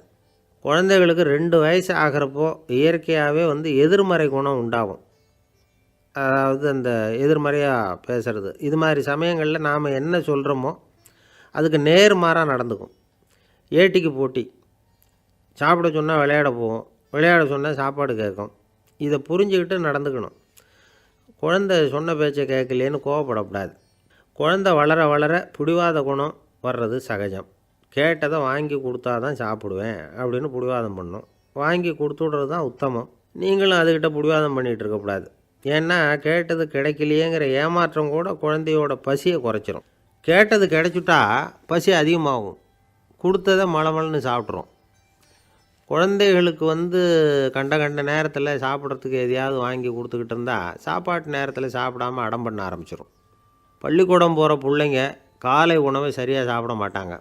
அச்சம், அவசரம், பரபரப்பு இதெல்லாம் தான் காரணம். பள்ளிக்கு புறப்படுறதுக்கு ஒரு 3/4 மணி நேரத்துக்கு முன்னாடியே சாப்பாடு போட்டுருங்க, அது சரியாக போடும். படிக்கிற குழந்தைகள் உடல் சோர்வு, மனச்சோர்வு இது காரணமாக கூட சாப்பிட மறுக்கிறது உண்டு. இப்போ உதாரணமாக சாயந்தரம் விளையாடி விட்டு வீட்டுக்கு வந்ததும் சாப்பிட சொன்னால் வேணாம்பாங்க. இது உடல் சோர்வு. ரொம்ப நேரம் வீட்டு பாடங்களை செஞ்சு முடித்த கையோடு சாப்பிட சொன்னாலும் அவங்களால சரியாக சாப்பிட முடியாது. இது உளச்சோர்வு, அதாவது மனச்சோர்வு. இதை தவிர குழந்தைகளுக்கு உடல் நலக்குறைவு ஏற்பட்டால் கூட சாப்பிட மறுக்கிறது உண்டு. சில மருந்து மாத்திரைகள் கூட பசியை குறைச்சிரும். அதனால் சரியாக தெரிஞ்சுக்கிட்டு குழந்தைகளை சாப்பிட வைக்கணும். அது புரியாமல் கையில் சாப்பாட்டு தட்டை வச்சுக்கிட்டு குழந்தைகளை விரட்டிக்கிட்டு அலையக்கூடாது. ஒரு சின்ன பையன் சொன்னான், எங்கள் அம்மா சாப்பாடு போடுறது தெரிஞ்சால் நான் உடனே வீட்டை விட்டு வெளியில் ஓடி போடுவேன் அப்படின்னா. ஏன் அப்படி பண்ணுறேன்னு கேட்டோம். எங்கள் அப்பா கூட அது மாதிரி தான் சார் பண்ணுவார் அப்படிங்கிறான். பந்திக்கு முந்துற ஆசாமிகள் நம்மளில் பல பேர் உண்டு. அப்படி முந்துறதுக்கு கூட முயற்சி பண்ணுறவங்க நிறைய பேர் இருக்கிறாங்க. இதில் என்ன ஒரு விஷயம்னா, பந்திக்கு முந்துறது கூட தப்பு இல்லை. ஆனால் அப்படி ஒரு விருந்தில் ஆளாக போய் உட்காந்து சாப்பிட்டா கூட வெளியில் வர்றப்ப என்ன பெரிய விருந்து வச்சுட்டான், சாம்பாரில் உப்பு இல்லை, ரசத்தில் காரம் இல்லை அப்படின்னு குறை சொல்லிகிட்டே வர்றது இருக்கு பாருங்கள், அது சரியில்லை, நாகரிகமும் இல்லை. கல்யாண பத்திரிகையில் என்ன போட்டிருக்குது, என் பொண்ணுக்கும் இன்னார் பையனுக்கும் கல்யாணம், எல்லாரும் குடும்பத்தோடு வந்திருந்து மணமக்களை வந்து ஆசீர்வதிக்கணும், இப்படி தானே போட்டிருக்கோம். குடும்பத்தோடு வந்து விருந்து சாப்பிட்டு சாப்பாடு எப்படி இருக்குன்னு அபிப்பிராயம் சொல்லிவிட்டு போங்க அப்படின்னா போட்டிருக்கு கல்யாண பத்திரிகையில். ஒருத்தர் வீட்டு விசேஷத்துக்கு போயிருக்கோம்னா எவ்வளவோ அசௌகரியங்கள் நமக்கு ஏற்படலாம். ஏராளமான கூட்டம் வந்திருக்கும். எல்லாரையும் அவங்க வந்து தனித்தனியாக கவனிச்சிக்கிட்டு இருக்க முடியாது. நாம் தான் அனுசரித்து நடந்துக்கணும். நாமளாக போய் வாழ்த்த வேண்டியவங்களை வாழ்த்தி விட்டு வந்து சேரணும். அதை விட்டுட்டு பத்திரிக்கை கொடுத்தானேன்னு போனேன், கவனிப்பே சரியில்லை அப்படின்னு புலம்பிக்கிட்டு இருக்கக்கூடாது. ஒரு விருந்துக்கு போனால் அங்கே எப்படி நடந்துக்கணும் அப்படிங்கிறத பற்றி கூட அனுபவசாலிகள் சில விவரங்கள்லாம் சொல்லியிருக்கிறாங்க. இந்த காலத்தில் கல்யாணம், பிறந்த நாள், அது இதுன்னு நிறைய விருந்துகள் நடக்குது. அதெல்லாம் எதுக்காக? மனித உறவுகளை வளர்த்துக்கிறதுக்காக தான், வேறு எதுக்கு? ஒரு விருந்துக்கு போனால் அமைதியாக பொறுமையாக போய் உட்காரணும். அடித்து பிடிச்சிக்கிட்டு இடத்த பிடிக்க போகிறேன் அப்படின்னு நிற்கக்கூடாது. முதல் பந்தி நடந்துக்கிட்டு இருந்தால் அது முடிஞ்சு இலை எடுத்து சுத்தம் பண்ணதுக்கு அப்புறம் போய் உட்கார்றது தான் நாகரீகம். இலை எடுக்கிறதுக்கு முன்னாடி அங்கே போய் உட்காந்தா நல்லா இருக்காது. நீங்கள் சாப்பிட்டுட்டு உட்காந்துருக்கீங்களா, சாப்பிட்றதுக்கு உட்காந்துருக்கீங்களா, பார்க்குறவங்களுக்கு சந்தேகம் வந்துடும். அதே மாதிரி இலையில் எல்லா ஐட்டமும் பரிமாறினதுக்கு அப்புறம் சாப்பிட ஆரம்பிக்கணும். ஒவ்வொரு ஐட்டமாக வைக்க வைக்க நாம் பாட்டுக்கு எடுத்து உள்ளே தள்ளிகிட்டே இருந்தோம்னா எதை வச்சோம் எதை வைக்கலன்னு பரிமாறினவரே குழம்பி போயிடுவார். ஏன்னா எப்போ பார்த்தாலும் இலை காலியாகவே இருக்கும். சாப்பிட்றப்போ உங்கள் சாப்பாட்டையே நீங்கள் கவனிக்கணும். அடுத்தவங்க இலையில் என்ன இருக்குது, பக்கத்தில் இருக்கிறவர் எதை அதிகமாக சாப்பிட்றார், இதெல்லாம் நமக்கு என்னத்துக்கு? எல்லோரும் சாப்பிட்டு முடிக்கிற வரைக்கும் பொறுமையாக இருக்கிறது தான் நல்லது. நீங்கள் மட்டும் திடீர்னு பாதியில் எழுந்திரிச்சு பக்கத்தில் இருக்கிறவங்களுக்கு சங்கடமாக இருக்குமேங்கிறதெல்லாம் யோசிக்காமல் நீங்கள் பாட்டு எழுந்திரிச்சு போகக்கூடாது. பக்கத்தில் உள்ளவங்க உங்களை எழுந்திரிக்க சொன்னால் எழுந்திரிச்சு போகலாம். விருந்துகளில் சாப்பாட்டை வீணாக்கிறதே ஒரு நாகரிகமாக போட்டுது. இந்த காலத்தில் சாப்பாட்டுக்கே கஷ்டப்பட்டுக்கிட்டு பல பேர் இந்த உலகத்தில் இருக்கிறப்போ சாப்பாட்டை வீணாக்கிறது எவ்வளோ பெரிய மோசங்கிறத நினச்சி பார்க்கணும். வேணுங்கிற அளவுக்கு கேட்டு வாங்கி சாப்பிட்றது தான் முறை. விருந்தில் இந்த பஃபே அப்படின்னு சொல்லி ஒரு முறை சொல்கிறாங்கல்ல, அதாவது உணவு வகைகளையெல்லாம் பொதுவாக ஒரு இடத்துல வச்சுடுறது, நமக்கு தேவையானதை நாமே எடுத்து ஒரு தட்டில் போட்டுக்கிட்டு சாப்பிட வேண்டியது. இதில் கூட சில பேர் தேவைக்கு அதிகமாக எடுத்து போட்டுக்கிட்டு வீணாக்குறாங்க. சில சமயம் வந்து கடைசியாக சாப்பிட போகிறவங்களுக்கு எல்லா ஐட்டமும் கிடைக்காம போகலாம். அதை போய் பெருசு பண்ணிகிட்டு இருக்கக்கூடாது. என்ன சார் இந்த அளவுக்கு கூடவா நாகரிகம் தெரியாமல் இருக்கிறோம், இதை போய் பெருசாக சொல்ல வந்துட்டீங்களே அப்படின்னு நினைக்கலாம். ஒருத்தர் 2 பேருக்கு இந்த விவரம் தேவைப்படலாம். அவங்க காதலையும் இது விழட்டுமேங்கிறதுக்காக தான் இது. ஒரு பெரிய கல்யாண விருந்து நடந்துக்கிட்டு இருந்தது. விருந்து மண்டபத்து வாசலில் ஒருத்தர் நின்றுக்கிட்டு வர்றவங்களையெல்லாம் ரொம்ப மரியாதையாக வணங்கி உள்ளே அனுப்பி வச்சுக்கிட்டு இருந்தார். எப்படி தெரியுமா? வர்றவங்க கையெல்லாம் பிடிச்சி முத்தம் கொடுத்து அதுக்கப்புறம் உள்ளே அனுப்பி வச்சுக்கிட்டு இருந்தாராம். கூட்டம்லாம் முடிஞ்சதுக்கப்புறம் அவர்கிட்ட போய் கேட்டிருக்கிறாங்க, சார் நானும் எவ்வளவோ விருந்துகளுக்கு போயிருக்கிறேன், இருந்தாலும் இவ்வளவு மரியாதையாக வர்றவங்க கைக்கெல்லாம் முத்தம் கொடுத்து வரவேற்கிறத இங்கே தான் பார்க்குறேன் அப்படின்னு சொன்னாங்க. அதுக்கு அவர் சொன்னார், அட போங்க சார், நான் முத்தம் கொடுக்கல, முந்தின பந்திக்கு வந்து சாப்பிட்டவங்களே அடுத்த பந்திக்கும் வர்றாங்களான்னு மோந்து பார்த்து அனுப்பி வச்சுக்கிட்டு இருந்தேன் அப்படின்னார். ஒருத்தர் மனசில் நிம்மதி இல்லாமல் உட்காந்துருந்தார். என்ன சார் விஷயம் அப்படின்னு விசாரித்தேன். அகலக்கால் வச்சுட்டேன், அதுதான் அவதிப்படுறேன்னார். விவரமாக சொல்லுங்கன்னு. வீடு கட்டணும்னு ஆரம்பித்தேன், வேலை பாதியிலேயே நிற்கிது, கையில் பணம் இல்லை அப்படின்னார். இது மாதிரி ஆசாமிகள் பல பேரை நீங்கள் பார்த்துருக்கலாம். இவங்கெல்லாம் சுலபமாக மன அழுத்தத்துக்கு ஆளாயிடுறாங்க. மன உளைச்சல், அதாவது ஸ்ட்ரெஸ் அப்படின்னு சொல்கிறோமே, அதுக்கு அடிப்படையான சில காரணங்கள் உண்டு. அதாவது மிகையாக திட்டமிடுதல் அப்படிங்கிறதும் ஒரு முக்கியமான காரணம். நடைமுறை சாத்தியம் என்னங்கிறத மனசில் வச்சுக்கிட்டு எந்த திட்டத்தையும் தீட்டணும், அப்போ தான் அது சரியாக வரும். 2வது காரணம் என்ன தெரியுமா? ஒரே நேரத்தில் பல்வேறு செயல்களில் ஈடுபடுறது. தொலைபேசியில் பேசிக்கிட்டே கையில் இருக்கிற கடிதத்தை படிச்சுக்கிட்டே எதிரில் உட்காந்துக்கிட்டு இருக்கிறவருக்கும் அப்பப்போ பதில் சொல்லிக்கிட்டு மனசில் பல்வேறு சிந்தனைகளை அப்படியே ஓட விட்டுக்கிட்டு இருக்கிறது, இதுவும் மன அழுத்தத்தை உண்டாக்குது. 3வது காரணம், எதிலேயும் வெற்றி மட்டும் எதிர்பார்க்குற ஒருதலைப்பட்சமான ஆர்வம். நாம் தொட்டதெல்லாம் வெற்றியாகவே முடியணும் அப்படின்னு எதிர்பார்க்குறவங்க ஏதாவது ஒன்றில் தோல்வியை கண்டால் தோண்டு போயிடுறாங்க. எப்படியும் முடியலாம்ங்கிற எண்ணம் ஏற்கனவே நமக்குள்ளே இருந்துட்டுதுன்னா அந்த அவஸ்தை வராது. அதனால் அதுவும் நம்ம வளர்த்து கொள்ள வேண்டிய ஒரு குணம். மன உளைச்சல் ஏற்படுறதுக்கு இன்னொரு காரணம், எதையும் வேகமாக செஞ்சுடணும் அப்படிங்கிற துடிப்பு. அந்த துடிப்பே மனசை அழுத்த ஆரம்பிச்சிடும். எந்த ஒரு காரியத்திலையும் தாமதமோ இடையூறோ ஏற்பட்டால் அதை பொறுத்துக்கிற மனப்போக்கம் வேணும். அது இல்லாதவங்க அழுத்தத்துக்கு ஆளாயிடுறாங்க. சில பேர் வேலைன்னு எந்த நேரம் பார்த்தாலும் வேலையே கதின்னு கிடப்பாங்க. பொழுதுபோக்குக்கோ உடற்பயிற்சிக்கோ குடும்பத்தில் உள்ளவங்க அல்லது நண்பர்கள் கூட கலந்துரையாடவோ கொஞ்சம் கூட நேரம் ஒதுக்க மாட்டாங்க. இந்த சுபாவம் மன அழுத்தத்தை உண்டு பண்ணும். இதையெல்லாம் புரிஞ்சுக்கிட்டு அதிலிருந்து விடுபடுறது எப்படின்னு யோசிக்கணும். வல்லுநர்கள் இது தொடர்பாக சில யோசனைகளை சொல்லி வச்சுருக்கிறாங்க. அது என்னென்னா, வாழ்க்கைங்கிறது பிரச்சனைகளால் பின்னப்பட்ட ஒன்று.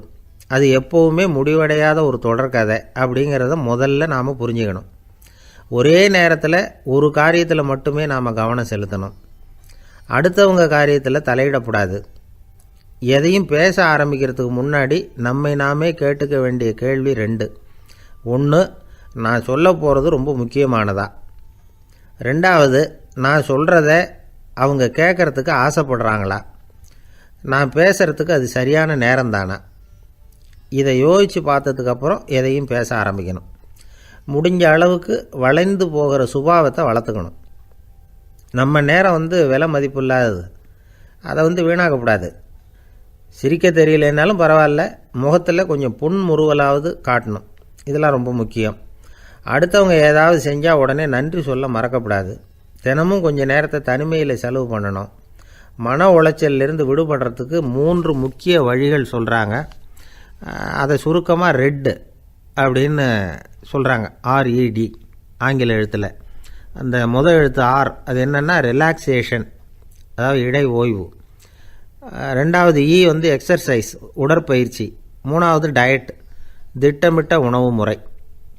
அதனால் தியானம், மூச்சு பயிற்சி இதெல்லாம் இந்த இடை ஓய்வுக்கு வழிகள். எந்த வேலையையும் தொடர்ந்து செய்யக்கூடாது. எல்லார்கிட்டையும் கலகலப்பாக பழகணும். மாதத்துக்கு ஒரு நாளாவது குடும்பத்தோடு வெளியில் போயிட்டு வரணும். சுலபமான உடற்பயிற்சிகளை செய்யலாம். உடற்பயிற்சிங்கிறது நமக்காக நாம் செய்கிற ஒரு நீண்டகால முதலீடு அப்படின்னு சொல்லுவாங்க. அதாவது லாங் டேர்ம் இன்வெஸ்ட்மெண்ட்டாக. அளவோடு சாப்பிட்ணும், மெதுவாக சாப்பிட்ணும். இதெல்லாம் கொஞ்சம் மனசில் வச்சுக்கிட்டு நடந்துக்கிட்டால் மகிழ்ச்சியாக வாழலாம். சில பேர் சாப்பாட்டு விஷயத்தில் ரொம்ப அக்கறை எடுத்துக்கிறது உண்டு. ஒரு குண்டு ஆசாமி சாப்பிட உக்காந்தார். முதல்ல ஒரு மாத்திரை சாப்பிட்டார். எதுக்குன்னு கேட்டோம். பசி எடுக்கிறதுக்குன்னார். சாப்பிட்டு முடித்தார். பிறகு மறுபடியும் ஒரு மாத்திரை சாப்பிட்டார். இது எதுக்குன்னு கேட்டோம். சாப்பிட்டது ஜீரணமாகறதுக்கு அப்படின்னார். ஒரு ஆஃபீஸில் வேலை பார்க்குற ஒருத்தர் ஏதோ தப்பு பண்ணிவிட்டார். உடனே மேல் அதிகாரி அவரை கூப்பிட்டு அனுப்புனார். நீ செஞ்சது தப்புன்னார் கோபமாக. இது ஒரு ரகம். சில அதிகாரிகள் இப்படி நீங்கள் செஞ்சது தப்புன்னு சொல்கிறதில்ல, நீங்கள் செஞ்சது சரி அப்படின்னு சொல்கிறதில்ல. எப்படி சொல்லுவாங்கன்னா, நீங்கள் செஞ்சது சரியில்லைன்னு நான் நினைக்கிறேன் அப்படின்னு சொல்லுவாங்களாம். அதாவது சில பேர் நீங்கள் செஞ்சது தப்புங்கிறாங்க, அதையே மாற்றி சொல்கிறார் இவர், நீங்கள் செஞ்சது சரியில்லைன்னு நினைக்கிறேன். இது ரெண்டும் அர்த்தம் ஒன்று தான், இருந்தாலும் வார்த்தைகள் வித்தியாசம். நிர்வாக திறமை இல்லாத ஒரு அதிகாரி யூ ஆர் ராங் அப்படின்னு சொல்லுவாராம். நிர்வாக திறமை உள்ள அதிகாரியாக இருந்தால் அதையே கொஞ்சம் மாற்றி I think you are not correct அப்படிம்பாரான். இதுதான் வித்தியாசம். இருந்தாலும் வார்த்தைகளை உபயோகப்படுத்துகிற விதத்தை வச்சு தான் வேலை நல்லா நடக்கிறதும் நடக்காததும் இருக்குது. விவரம் தெரிஞ்சவங்க என்ன சொல்கிறாங்க தெரியுமா? Be a leader not a boss அப்படிங்கிறாங்க. ஒரு லீடராக பாஸாக இருக்காதே அப்படிங்கிறாங்க. சரி, அப்படின்னா லீடருக்கும் பாஸுக்கும் வித்தியாசம் உண்டா அப்படின்னு கேட்டால் இருக்குன்னு சொல்கிறாங்க. லீடருங்கிறவர் வேறு, பாஸுங்கிறவர் வேறு. ஒரு லீடர் எப்படி நடந்துக்குவார், ஒரு பாஸ் எப்படி நடந்துக்குவார், இதை முதல்ல நாம் தெரிஞ்சுக்கணும். அவங்க எப்படி நடந்துக்குவாங்க அப்படிங்கிறதுக்கு சில விவரங்கள் இருக்குது. அதை கேட்டோம்னா நாம் புரிஞ்சுக்கலாம் அதை. அதாவது பாஸுங்கிறவர் விரட்டிக்கிட்டே இருப்பார், லீடருங்கிறவர் ஊக்கப்படுத்திக்கிட்டே இருப்பார். நாளைக்கு சாயந்தரத்துக்குள்ளே அந்த வேலையை செஞ்சு முடிக்கலைன்னா தொலைச்சி விடுவோம் தொலைச்சி அப்படிம்பார் அவர். இவர் எப்படி சொல்லுவார்னா, இது வரைக்கும் நீங்கள் செஞ்சுருக்கிற வேலை ரொம்ப அற்புதம் அப்படிம்பார். பாஸுங்கிறவர் அதிகாரத்தை நம்பி செயல்படுறவர், லீடருங்கிறவர் நல்லெண்ணத்தை நம்பி செயல்படுறவர். நம்மக்கிட்ட அதிகாரம் இருக்குது, பவர் இருக்குது, அதனால் காரியத்தை சாதிச்சுடலாம் அப்படின்னு நினைக்கிறவர் அவர். மற்றவங்கக்கிட்ட ஒரு நல்ல அபிப்பிராயத்தை சம்பாதிச்சுக்கிட்டு அது மூலமாக காரியங்களை சாதிக்கிறவர் இவர். பாஸுங்கிறவர் பயத்தை உண்டு பண்ணுவார், லீடருங்கிறவர் அன்பை பரவ செய்வார். அதை செய்யலைன்னா ஆடிட்டில் தகராறாயிடும், இது செய்யலைன்னா இன்க்ரிமெண்ட்டு கட் ஆகிடும், இப்படி ஏதாவது சொல்லி பயமுறுத்திக்கிட்டே இருப்பார் அவர். இவர் அப்படி இல்லை. உடம்பு இப்படி இருக்குது, வீட்டில் எல்லோரும் சௌக்கியமாக இருக்கிறாங்களா, ஆஃபீஸில் எல்லாம் வசதியாக இருக்குதா, நான் ஏதாவது உதவி செய்யணுமா அப்படின்னு அன்புக்கு முக்கியத்துவம் கொடுப்பார். பாஸுங்கிறவர் எதுக்கெடுத்தாலும் நான் சொல்லிகிட்டு இருப்பார், லீடருங்கிறவர் நாமன்னு சொல்லிகிட்டு இருப்பார். பாஸுங்கிறவர் தப்புக்கு காரணம் யாருன்னு பார்ப்பார், லீடருங்கிறவர் தப்பு என்னன்னு பார்ப்பார். இதுதான் ரெண்டு பேருக்கு வித்தியாசம். The boss shows who is wrong, the leader shows what is wrong அப்படின்னு சொல்லுவாங்க. இந்த காரியம் எப்படி செய்யப்பட்டிருக்கு அப்படின்னு தெரிஞ்சுக்கிறவர் பாஸ், இந்த காரியத்தை எப்படி செய்யணும்னு செஞ்சு காட்டுறவர் லீடர். பாஸுங்கிறவர் பணியாளர்களை திட்டுவார், லீடர் மரியாதைக்குரியவராக நடத்துவார், அதுக்குரியவராக அவர் நடந்துக்குவார். செய்கிற வேலையை ஒரு சுமையாக நினைக்க வைக்கிறவர் பாஸ், செய்கிற வேலையை ஒரு சந்தோஷமாக ஆக்கிறவர் லீடர். ஒரு முதலாளியாக இருக்கிறவர் அல்லது ஒரு நிர்வாகியாக இருக்கிறவர் இது மாதிரியான நுணுக்கங்களையெல்லாம் தெரிஞ்சு வச்சுக்கிறது நல்லது. ஒரு பாஸ் இருக்கார், அவர் ஒரு நாள் ரொம்ப பெருமையாக தன்னோட ஆஃபீஸை பற்றி பேசிக்கிட்டு இருந்தார். எனக்கு கீழே 200 பேர் வேலை செய்கிறாங்க சார், நான் ஒரு கோடு கிழிச்சா அவங்க அதை தாண்டாத அளவுக்கு நான் நடந்துக்கிறேன் சார் அப்படின்னார் அவர். அது எப்படி முடியுது உங்களால் அப்படின்னு கேட்டோம். நான் கோடே கிழிக்கிறதில்ல சார் அப்படின்னார். என்ன சார் உங்கள் பையன் என்ன செஞ்சுக்கிட்டு இருக்கிறான் இப்போது அப்படின்னு கேட்டார் ஒருத்தர். அடிக்கடி கண்ணாடி முன்னாடி நின்று அழகு பார்த்துக்கிட்டு இருக்கிறான் சார் அப்படின்னார் அப்பா. இளம் பருவம் இப்படி தான் இருக்கும், அதையெல்லாம் சாதாரணமாக நினச்சிடாதீங்க அப்படின்னார் அவர். என்ன சார் சொல்கிறீங்க, கண்ணாடி முன்னாடி நின்றுக்கிட்டு நேரத்தை வீணாக்கிக்கிட்டு இருக்கான், அதை ஒரு பெரிய விஷயமா நான் நினைக்கணுமா அப்படின்னார் இவர். இளம் பருவத்தில் இளைஞர்களுக்கும் சின்ன பொண்ணுங்களுக்கும் அடிக்கடி கண்ணாடியில் பார்க்கணும்னு தோணும். அது வெறுமனே அழகு பார்க்குறது மட்டும் இல்லை, அவங்க தங்களையே தேடி கண்டுபிடிக்கிற ஒரு முயற்சி அது. இது ஒரு மனோதத்துவ விளைவு. இது வரைக்கும் சின்ன பிள்ளையாக இருந்துட்டோம், இனிமேல் நாமளும் மற்றவங்க மாதிரி மனிதர்கள் தான் அப்படிங்கிற உணர்வு அவங்களுக்கு வருது. தங்களோட முகம் எப்படி இருக்குது, அழகு எப்படி இருக்குது, உடம்பு நேரம் எப்படி இருக்குது, முடி எப்படி இருக்குது அப்படிங்கிறதையெல்லாம் கண்டுபிடிக்கிறாங்க. அதுக்கப்புறம் இன்னொரு ஆணோ பொண்ணோ தன்னை கவனிக்கணும் அப்படின்னு நினைக்கிறாங்க. இதெல்லாம் மனோதத்துவ உண்மைகள், இதெல்லாம் இயற்கை. இதை பார்த்துட்டு பெற்றவங்க பிள்ளைங்க கெட்டு போட்டாங்க அப்படின்னு நினைக்கக்கூடாது, அவங்கள திட்டிக்கிட்டே இருக்கக்கூடாது. இன்றைக்கி பல குடும்பங்களில் இதுதான் நடந்துக்கிட்டு இருக்குது. மனுஷ வாழ்க்கையிலேயே இப்படியும் இல்லாத அப்படியும் இல்லாத ஒரு பருவம் இளம் பருவம். 13லேருந்து 19 வயசுக்கு உட்பட்ட ஆண்கள் பெண்கள் இந்த வகையை சேர்ந்தவங்க, டீனேஜ் குரூப். இவங்கள சின்னவங்கன்னு நினச்சிட முடியாது, பெரியவங்கன்னு நினச்சிட முடியாது. இவங்க ரொம்ப சென்சிட்டிவ். சமூகம் நினச்சா இவங்களை நல்லவங்களாகவும் ஆக்கலாம், கெட்டவங்களாகவும் ஆக்கலாம். கொஞ்சம் அக்கறை எடுத்துக்கிட்டால் பெரிய பெரிய மேதைகளையும் விஞ்ஞானிகளையும் உருவாக்கலாம். ஆனால் நடக்கிறது என்ன தெரியுமா, அநேகமாக இவங்களை யாருமே சரியாக புரிஞ்சுக்கிறது இல்லை, இவங்களை சரியாக நடத்துகிறதும் இல்லை.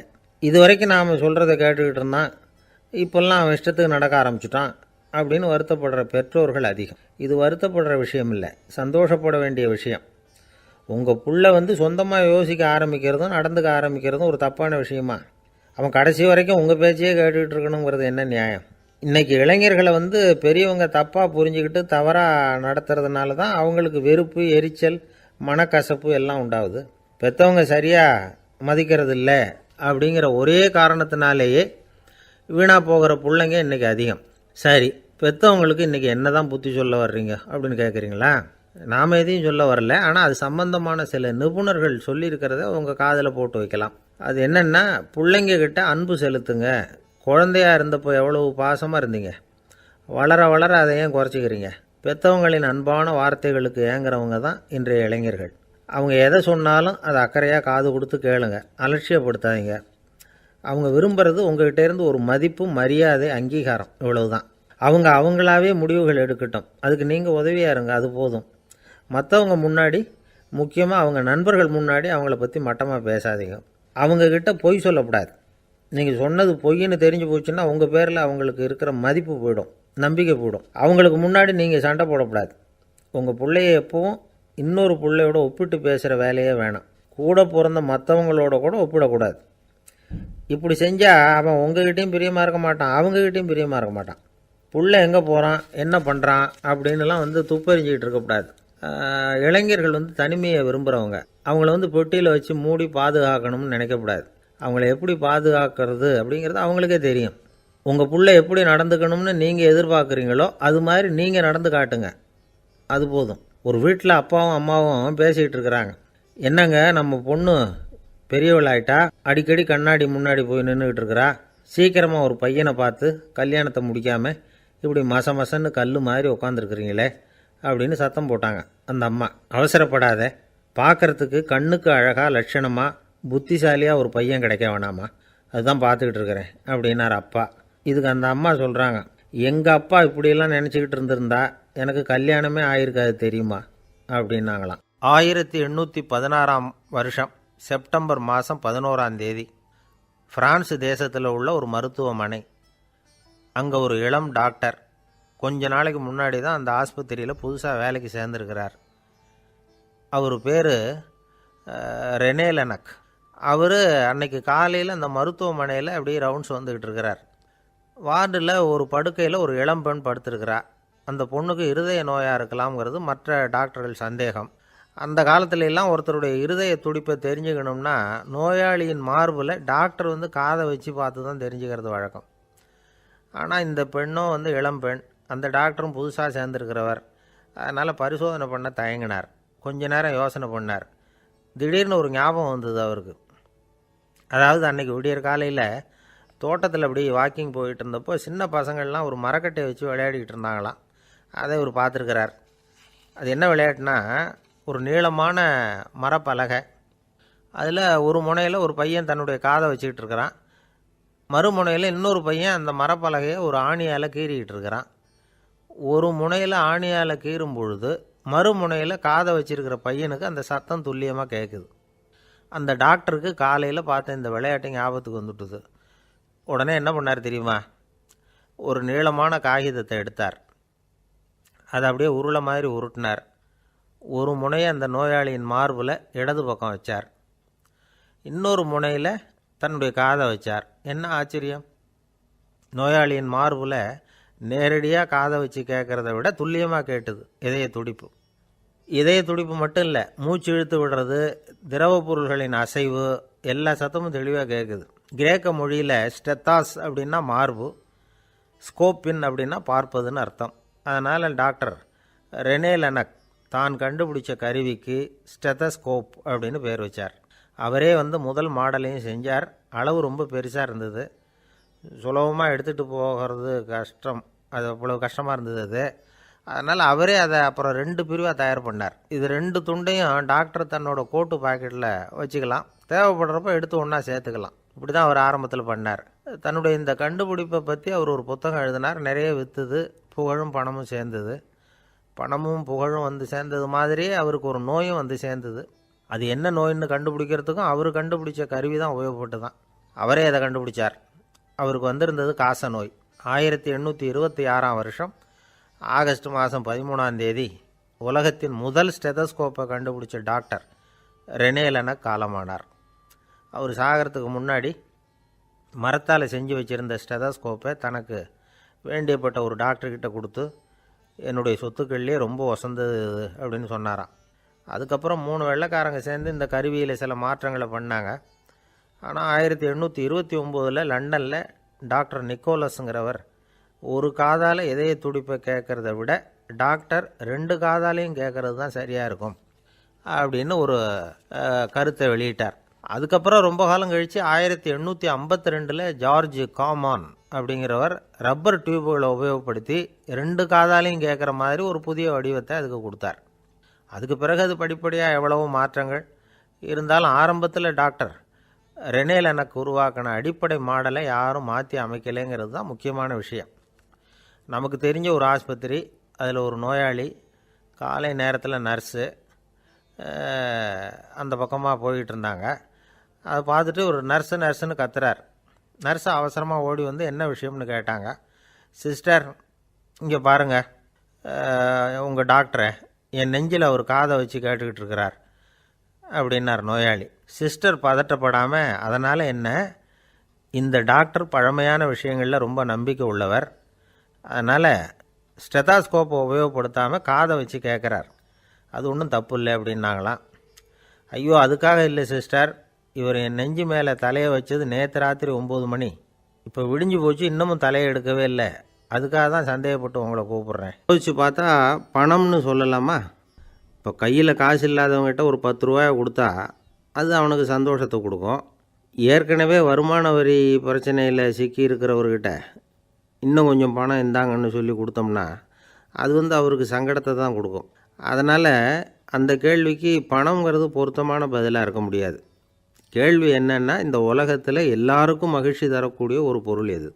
சரி, இனிப்புன்னு சொல்லலாமா? ஏன்னா எல்லாருக்கும் இனிக்க தானே செய்யும். அதுலேயும் ஒரு சிக்கல் இருக்குது. சர்க்கரை வியாதிக்காரங்களுக்கு அது என்ன சந்தோஷத்தையாக கொடுக்கும்? ஆக எல்லாருக்கும் வேறுபாடு எதுவும் இல்லாமல் மகிழ்ச்சியை கொடுக்கக்கூடியது வேறு ஏதோ ஒன்று இருக்குது. அது என்னன்னு கண்டுபிடிக்கணும். அதுதான் இன்றைக்கி தகவல். இப்போ அதை கண்டுபிடிக்கணும்னா இந்த கதையை கேட்கணும். அது என்ன கதைன்னா, ஒரு ஊரில் ஒரு ராஜா இருந்தார். அவருக்கும் இதே சந்தேகம் வந்துட்டுது. அதாவது எல்லாருக்கும் இன்பம் தரக்கூடிய பொருள் எது அப்படின்னு. இதுக்கு பதில் தெரிஞ்சுக்கிறதுக்கு ஆசைப்பட்டார். சரி, அதுக்கு என்ன செய்யலாம்னு யோசனை பண்ணார். நாட்டு மக்களுக்கு பகிரங்கமாக ஒரு அறிவிப்பு கொடுத்தார். நம்ம நாட்டு மக்கள் இன்பம் தரக்கூடிய பொருள் எதுன்னு நினைக்கிறாங்களோ அதை கொண்டுக்கிட்டு வந்து அரண்மனையில் உள்ள கண்காட்சி மண்டபத்தில் வைக்கலாம். அப்படி அவங்க வைக்கிற பொருள்களில் எது எல்லாருக்கும் இன்பம் தரக்கூடியதாக இருக்குமோ அதை வச்சவருக்கு 1000 பொற்காசுகள் பரிசு அப்படின்னு அறிவிப்பு கொடுத்துட்டார். ஜனங்கள் இந்த அறிவிப்பை கேட்டாங்க. அதுக்கப்புறம் சும்மா இருப்பாங்களா? 1000 பொற்காசுன்னா சும்மாவா? அவங்க கையில் என்னென்ன கிடைச்சிதோ அதையெல்லாம் கொண்டாந்து அரண்மனை காட்சி மண்டபத்தில் வச்சுட்டாங்க. அதுக்கப்புறமா ராஜா அங்கே வந்தார். ஒவ்வொன்றா பார்த்துக்கிட்டே வந்தார். முதல்ல ஒரு குயில் இருந்தது, இனிமையாக பாடக்கூடிய குயில். இந்த குயிலோட இன்னிசை எல்லாருக்கும் இன்பம் தரக்கூடியது தான். இருந்தாலும் காது கேட்காதவங்களுக்கு இந்த இசை எப்படி இன்பம் தர முடியும்? அதனால் இது சரியில்லைன்னு விட்டார். அடுத்தபடியாக போனார். அங்கே என்ன வச்சுருக்குறாங்கன்னு பார்த்தா ஒரு அழகான மயில் அங்கே தோகை விரித்து ஆடிக்கிட்டு இருக்குது. இந்த மயிலோட ஆட்டம் மனசுக்கு இன்பம் தரக்கூடியது தான்.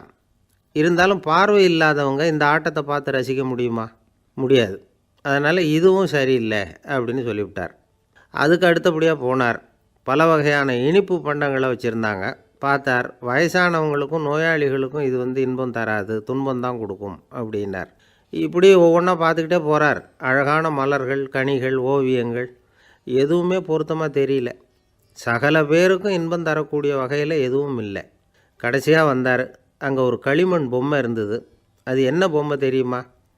பசியால் வாடி இருக்கிற ஒருத்தருக்கு ஒரு அம்மா இனிமையாக பேசிக்கிட்டு சோறு போடுறது மாதிரி அந்த பொம்மையை செஞ்சுருந்தாங்க.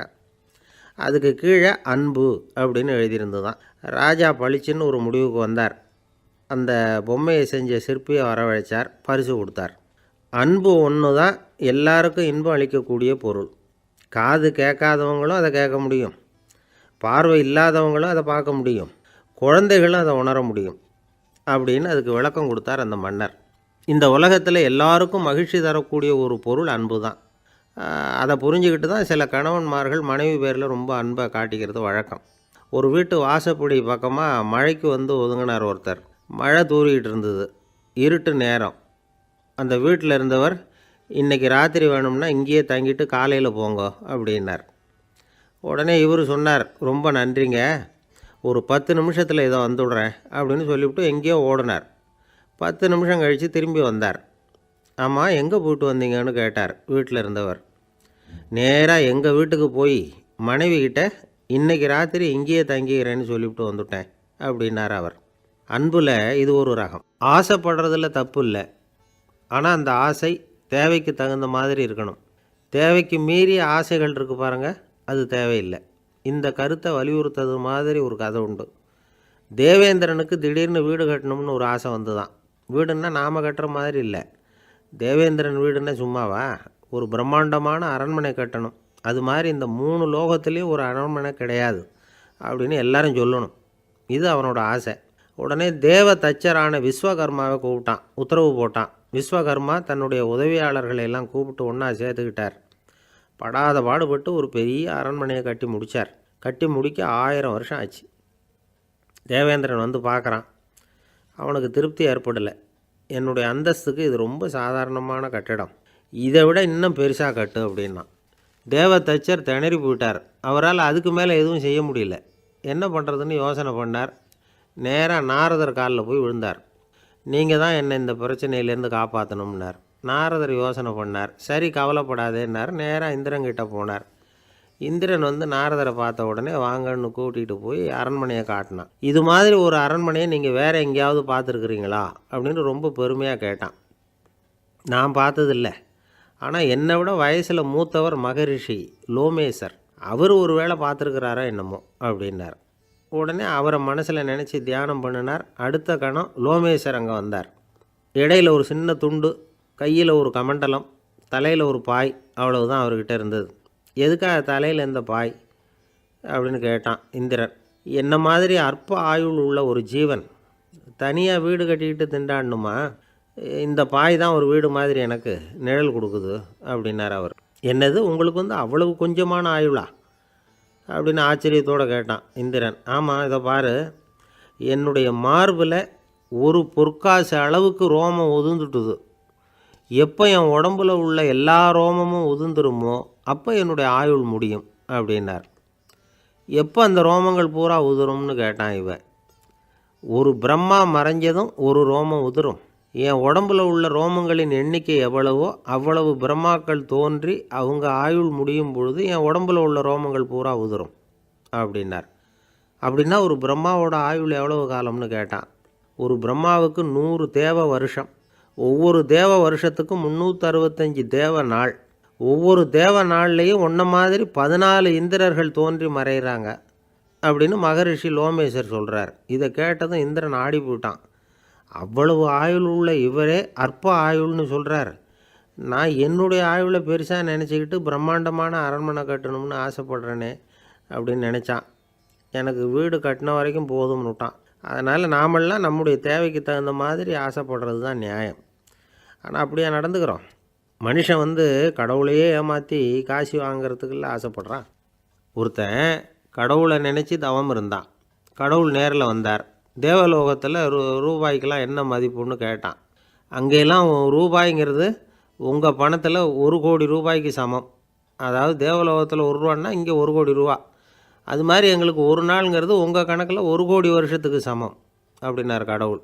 அப்படின்னா எனக்கு நீங்கள் அதிகமாக எதுவும் தர வேணாம், உங்கள் கணக்குப்படி ஒரே 1 ரூபா கொடுங்க, அது போதும்னா இவன் ரொம்ப சாமர்த்தியமாக.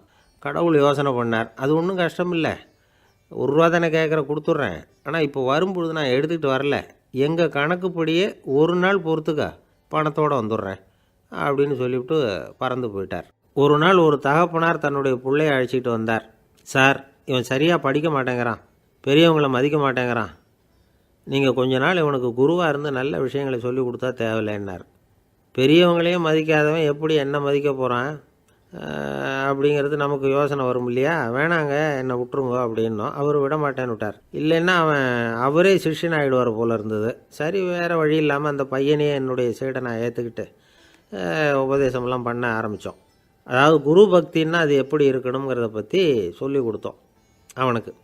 சதமகர் அப்படின்னு ஒரு குரு இருந்தார். அவருக்கு ஒரு சீடர். அவன் பேர் துளசி சைதன்யன். நைஷ்டிக பிரம்மச்சாரி. தன்னுடைய குருவுக்கு எந்த நேரத்தில் எது தேவைங்கிறத புரிஞ்சுக்கிட்டு சேவை செய்கிறவன். ஆனால் இவனை பற்றி மற்ற சீடர்களுக்கு பொறாமை வந்துட்டுது. இவன் மட்டும் இப்படி இருக்கானேன்னு உடனே குருக்கிட்ட போய் கோல் மூட்டினாங்க. அவன் சரியில்லை, அவன் நடந்துக்கிறது சரியில்லை, அப்படி இப்படின்னு எதையாவது சொல்லி. இருந்தாலும் இதையெல்லாம் அந்த குரு நம்பலை. அவருக்கு தெரியும் யார் யார் எப்படின்னு. துளசி சைதன்யன் பெருமையை மற்ற சீடர்களுக்கு உணர்த்தணும் அப்படின்னு நினச்சார். அதுக்கு ஒரு வழி பண்ணார். ஒரு நாள் சீடர்களை எல்லாம் கூப்பிட்டுக்கிட்டு ஒரு காட்டு வழியாக போய்கிட்டு இருந்தார். அங்கே ஒரு பெரிய மலை அருவி கொட்டிக்கிட்டு இருந்தது. குரு சீடர்கள் பக்கம் திரும்பினார். இந்த மலையின் மேலே இருந்து அந்த படுபாதாளத்தில் குதிக்கிறதுக்கு உங்களில் யார் தயார் அப்படின்னு கேட்டார். ஒரு சீடனும் வாயை திறக்கலை, ஒதுங்கி நின்றுக்கிட்டாங்க. பின்னாடி மூட்டை முடிச்சோடு வந்துக்கிட்டு இருந்தான் துளசி சைதன்யன். அவனை பார்த்தார். தப்பாருப்பா, நீ மேலே இருந்து அந்த அருவியில் குதி அப்படின்னார். அப்படியே செய்கிறேன் சுவாமின்னா ஓடி போய் பொத்துன்னு குதிச்சுட்டான். அடுத்த கணமே குருநாதர் தன்னுடைய யோக சக்தியால் பறந்து போய் அவன் கீழே விழுந்துடாமல் தாங்கி பிடிச்சி கொண்டுக்கிட்டு வந்துட்டார். மற்ற சீடர்களுக்கெல்லாம் ஒரு மாதிரி ஆயிட்டுது. அடுத்தபடியாக என்ன பண்ணலாம்னு யோசித்தாங்க இவனை மாட்டி விடுறதுக்கு. ஒரு நாள் வெத்தலை அடிக்கிற ஒரு சின்ன உரலையும் உலக்கையையும் எடுத்து ஒளிய வச்சுட்டாங்க. சதமகர் சன்னியாசி இல்லை, அவர் வெத்தலை போடுவார். பல்லு சரியில்லை, அதனால் இடித்து தான் வெத்தலையை போடணும். திடீர்னு வெத்தலை பாக்கு கேட்டார். வழக்கமாக உரலில் இடித்து தர்றது தான் துளசியின் பழக்கம். உரலை தேடினா கிடைக்கல, என்ன பண்ணுறது? குரு கேட்டுவிட்டாரே, குரு சேவை தானே முக்கியம். என்ன பண்ணால் வெத்தலை பாக்க தன்னுடைய வாயில் போட்டு முன்னு அதை எடுத்து அவர்கிட்ட கொடுத்துட்டான். குரு எதையோ படிச்சுக்கிட்டே அதை வாங்கி வாயில் போட்டுக்கிட்டார். துளசி இன்றைக்கி தாம்பூலம் நல்லா இடிக்கப்பட்டிருக்கு, ருசியாக வேறு இருக்குது, அதை இடித்த பாத்திரத்தை என் கண்ணால் பார்க்கணும்னு ஆசையாக இருக்குன்னு விட்டார். அதை மட்டும் அனுப்பி போய் நீ வர வேண்டான்னு வேற சொல்லிவிட்டார். இதை கேட்டதும் துளசி தவிச்சு போயிட்டான். இவன் போகாமல் எப்படி வாயை மட்டும் அனுப்பி வைக்க முடியும்? இவன் தவிக்கிறத பார்த்ததும் மற்ற சீடர்களுக்கெல்லாம் மனசுக்குள்ளே ரொம்ப சந்தோஷம். துளசி கொஞ்சமும் யோசிக்கலை, வாழை எடுத்தான், தன்னுடைய தலையவே அப்படியே அறுத்து வெட்டி எடுத்தான். இன்னொரு சீடங்கிட்ட கொடுத்துட்டான், எடுத்துகிட்டு போன்னு சொல்லி கொண்டுட்டு போய் குரு முன்னாடி வைக்கிறாங்க. அந்த தலையில் வாய் திறந்துருக்கு, வெத்தலை போட்டு முன்னு இருந்தது, தெரிஞ்சு போச்சு, சிவப்பாக இருந்தது. அவனுடைய குரு பக்தியை இப்போ எல்லாரும் ஒத்துக்கிட்டாங்க. அதுக்கப்புறம் குரு சதமகர் தன்னுடைய அற்புத திறமையினால் அந்த தலையை மறுபடியும் ஒட்ட வச்சுட்டார். துளசிக்கு உயிர் வந்துட்டுது. இப்படி ஒரு பெரிய கதை உண்டு. அதாவது துளசி சைதன்யன் அவனுடைய குரு பக்தி எப்படி அப்படின்னு கேட்டோம். ரொம்ப அபாரம் அப்படின்னு அந்த பையன் அடக்கமாக, சும்மா விளையாட்டுக்காக தான் அப்படி அவங்ககிட்ட கேட்டோம். ஏன்பா உன்னுடைய குரு பக்தியை என்கிட்ட காட்டுறதுக்கு உன்னோட கழுத்தை நீயே அறுக்கணும்னு நான் சொன்னால் அதை நீ செய்வியா அப்படின்னு கேட்டோம். என்னுடைய கழுத்தை நானே அறுக்க வேண்டிய அவசியம் இல்லை சார் அப்படின்னா அவன். ஏண்டான்னு, அதே காரியத்தை தான் இனிமேல் நீங்கள் தினமும் செய்ய போகிறீங்களே சார் அப்படிங்கிறான். ஒருத்தர் ரொம்பவும் மகிழ்ச்சியாக வந்துக்கிட்டு இருந்தார். என்ன விஷயம்னு விசாரித்தேன். நான் தோற்று போயிட்டேன், அதுதான் மனசுக்கு மகிழ்ச்சியாக இருக்குது அப்படின்னார். எனக்கு இது ரொம்ப ஆச்சரியமாக போச்சு. இந்த உலகத்தில் தோற்று போகிறவங்க யாரும் மகிழ்ச்சியாக இருக்கிறதில்ல. அப்படி இருக்கிறப்ப இவர் இப்படி சொல்கிறாரே, எங்கே தோற்று போனீங்கன்னு கேட்டேன். அதுக்கப்புறம் தான் அவர் விவரமாக சொன்னார். என்னோட 5 வயசு குழந்தையோடு நான் விளையாடிக்கிட்டு இருந்தேன். அந்த விளையாட்டில் என் குழந்தை ஜெயிச்சு விட்டுது, நான் தோற்று போயிட்டேன் அப்படின்னார் ரொம்ப உற்சாகமாக. நான் யோசித்து பார்த்தேன். அதாவது நாம் சின்ன குழந்தையாக இருக்கிறப்போ எந்த விளையாட்டில் கலந்துக்கிட்டாலும் அதில் நாம் தான் ஜெயிக்கணும்னு ஒரு வெறி நமக்குள்ளே இருக்கும். நம்மளை எதிர்த்து விளையாடுறவர் நல்லவரா கெட்டவரா, பெரியவரா சின்னவரா அப்படிங்கிறதெல்லாம் முக்கியம் கிடையாது. அவர் தோற்று போகணும், நாம் ஜெயிக்கணும், அதுதான் முக்கியம். எதிரியை சந்தோஷப்படுத்த விளையாடுகிற கலை அப்போ நமக்கு தெரியறதில்ல. வாழ்க்கையில் ஒரு பக்குவம் வந்ததுக்கு அப்புறம் வெற்றி பெறணுங்கிற மன அழுத்தம் போயிடுது. போட்டியில் ஜெயிக்கணுங்கிறத விட குழந்தையை சந்தோஷப்படுத்தணுங்கிறது முக்கியமாக போச்சு. ஜெயிக்கணுங்கிற வெறி ஓடி போட்டுது. ஒரு குழந்தையாக இருந்தப்போ நம்ம வளர்ச்சிக்கு உதவிய வெறி பெரியவனானதுக்கு பிறகு நமக்கு எதிரியாக மாறுது. அதை சரியான சமயத்தில் நாம் புரிஞ்சுக்கிட்டோம்னா போதும், நாம் பொழைச்சிக்கலாம். ஒவ்வொரு மனுஷனுமே வாழ்க்கையோட அடுத்த கட்ட வளர்ச்சியில் அடி எடுத்து வைக்கிற நேரத்தில் தன்கிட்ட இருந்து ஏதோ ஒரு குணத்தை அல்லது தன் குணம் இருந்த ஏதோ ஒரு உறவை நாம் இழக்கத்தான் வேண்டியிருக்குது. ஒரு கட்டம் வரைக்கும் உதவியாக இருந்த குணம் அடுத்த கட்டத்துக்கு தடையாக கூட மாறிடலாம். இந்த பரிமாண மாற்றத்துக்கு உள்ளாகிற ஒவ்வொருத்தரும் பிரத்யட்சமாக இதை உணர்றாங்க. ஆனால் பல பேர் எப்படின்னா பழசை திறந்துவிட்டு புதிய கொள்கைகளை உருவாக்கிக்கிறதுக்கு இஷ்டம் இல்லாமல் இருந்துடுறாங்க, அல்லது அப்படி செய்ய முடியாமல் தவிக்கிறாங்க. இதையெல்லாம் மீறி அந்த பழசை திறந்துட்டா அதை இழந்ததால் உண்டாகிற மன அழுத்தம் சில காலத்துக்கு வருத்திக்கிட்டு தான் இருக்கும், வேறு வழி இல்லை. ஆரோக்கியமான ஒரு முன்னேற்றத்துக்காக அந்த மன அழுத்தத்தை தாங்கிக்கத்தான் வேணும் அப்படிங்கிறாரு அந்த உலக புகழ்பெற்ற மேதை ஒருத்தர், இந்த ஸ்காட் பெக் அப்படிங்கிறவர். பிறந்த நாள் முதல் இதுதான் சரி அப்படின்னு கற்பிக்கப்பட்டு வந்த ஒவ்வொரு தத்துவத்தையும் தங்களுடைய வளர்ச்சிக்கு தகுந்த மாதிரி மாற்றி அர்த்தப்படுத்தி கொள்ள முடியாமல் வாழ்க்கை சூழலில் அப்படியே அரைப்பட்டு தூளாகிறவர்கள் தான் ரொம்ப தவிக்கிறாங்களாம். இதுதான் அவருடைய கருத்து. பெரும்பாலும் மனிதர்களுடைய நடுத்தர வயசில், அதாவது 30 தாண்டுகிற சமயத்தில் தான் இந்த தவிப்பு உண்டாகுதான். இதை தான் மேற்கத்திய நாடுகளில் அடிக்கடி மிட் லைஃப் கிரைசிஸ் அப்படின்னு சொல்கிறாங்க. அப்பப்போ பழசையெல்லாம் தொலைச்சி விட்டு புதுசாக பிறக்கிறதுக்கு கற்றுக்கணும். ஒவ்வொரு நிமிஷத்தையும் அந்த நிமிஷத்துக்கு ஏற்ற சித்தாந்தம் கொண்டவர்களாக சந்திப்போம் அப்படிங்கிறார் அந்த உளவியல் நிபுணர். இப்படி பழகிக்கிட்டால் வாழ்க்கை இன்பமயம், இல்லைன்னா தவிப்பு மயம்தான். பழசை தொலைக்க முடியாதவர்களில் எத்தனையோ பேர் உண்டு, எத்தனையோ ரகம் உண்டு. அதில் வேடிக்கையான நண்பர்களும் உண்டு. ஒருத்தர் நண்பர் வீட்டுக்கு போனார். அவர் ஏதோ இனிப்பு பலகாரம் கொடுத்து சாப்பிட சொல்லியிருக்கிறாங்க அவங்க வீட்டில். இவர் சாப்பிட்டு பார்த்துட்டு சொன்னாராம், சார் 6 மாதத்துக்கு முன்னாடி ஒரு தடவை இங்கே வந்தேன், அப்போது ஒரு இனிப்பு பலகாரம் கொடுத்தீங்க, அது இதை விட நல்லா இருந்தது சார் அப்படின்னாராம். அப்போ செஞ்ச அதே இனிப்பு பலகாரம் தான் சார் இதுவும் அப்படின்னாராம் அவர். இயேசுநாதர்கிட்ட ஒருத்தர் கேட்டாராம், இயேசுவே என்னை எவ்வளவு நேசிக்கிறீர்கள் அப்படின்னு. அவர் தன்னுடைய 2 கைகளையும் அகல விரித்து இவ்வளவு என்று சொல்லி சிலுவையில் உயிர் நீத்தார் அப்படின்னு சொல்லுவாங்க. அதாவது அந்த நேசிப்புக்கு எல்லை கிடையாது, அதே போல் மன்னிப்புக்கும் எல்லை கிடையாது. இது இயேசுநாதர் சொல்லி கொடுத்த ஒரு பாடம். இயேசுனுடைய சீடர்களில் ஒருத்தன் பீட்டர், அவன் ஒரு நாள் இயேசுநாதர்கிட்ட கேட்டிருக்கான், இயேசுவே நான் என்னுடைய தம்பிக்கிட்ட அடிக்கடி சண்டை போட்டுக்கிட்டு இருக்கிறேன், என்னுடைய சகோதரன் கூட, அவனை நான் எத்தனை தடவை மன்னிக்கிறது? ஏற்கனவே 7 தடவை அவனை மன்னிச்சுட்டேன் அப்படின்னு சொல்லியிருக்கிறான். அப்போது இயேசு சொன்னாராம், மன்னிக்கிறதுக்கு எத்தனை தடவைங்கிற கணக்கெல்லாம் கிடையாது. எத்தனை தடவை உன்னுடைய சகோதரன் உன்னை கோபப்படுத்துகிறானோ அத்தனை தடவை நீ மன்னிக்கிறதுக்கும் தயாராக இருக்கணும், அதுதான் அப்படின்னு சொன்னாராம். அப்போ இவனுக்கு ஒன்றும் புரியல, இது என்ன அவன் தப்பு பண்ணிக்கிட்டே இருப்பான், நாம் மன்னிச்சுக்கிட்டே இருக்கிறதா அப்படிங்கிறது மாதிரி குழப்பமாக இருந்திருக்கிறான். அப்போது இயேசுநாதர் தன்னுடைய சீடன் பீட்டர்கிட்ட ஒரு கதை சொன்னாராம். அந்த கதை இன்றைக்கு நாம் எல்லாரும் சிந்தித்து பார்க்க வேண்டிய ஒரு கதை. அதாவது மன்னிப்பை விரும்புகிறவர்கள் மன்னிக்கவும் தயாராக இருக்க வேண்டும் அப்படிங்கிறது தான் அந்த கதையினுடைய தத்துவம். அந்த இயேசுநாதர் சொன்ன கதை என்னென்னா, ஒரு மன்னர் இருந்தார்.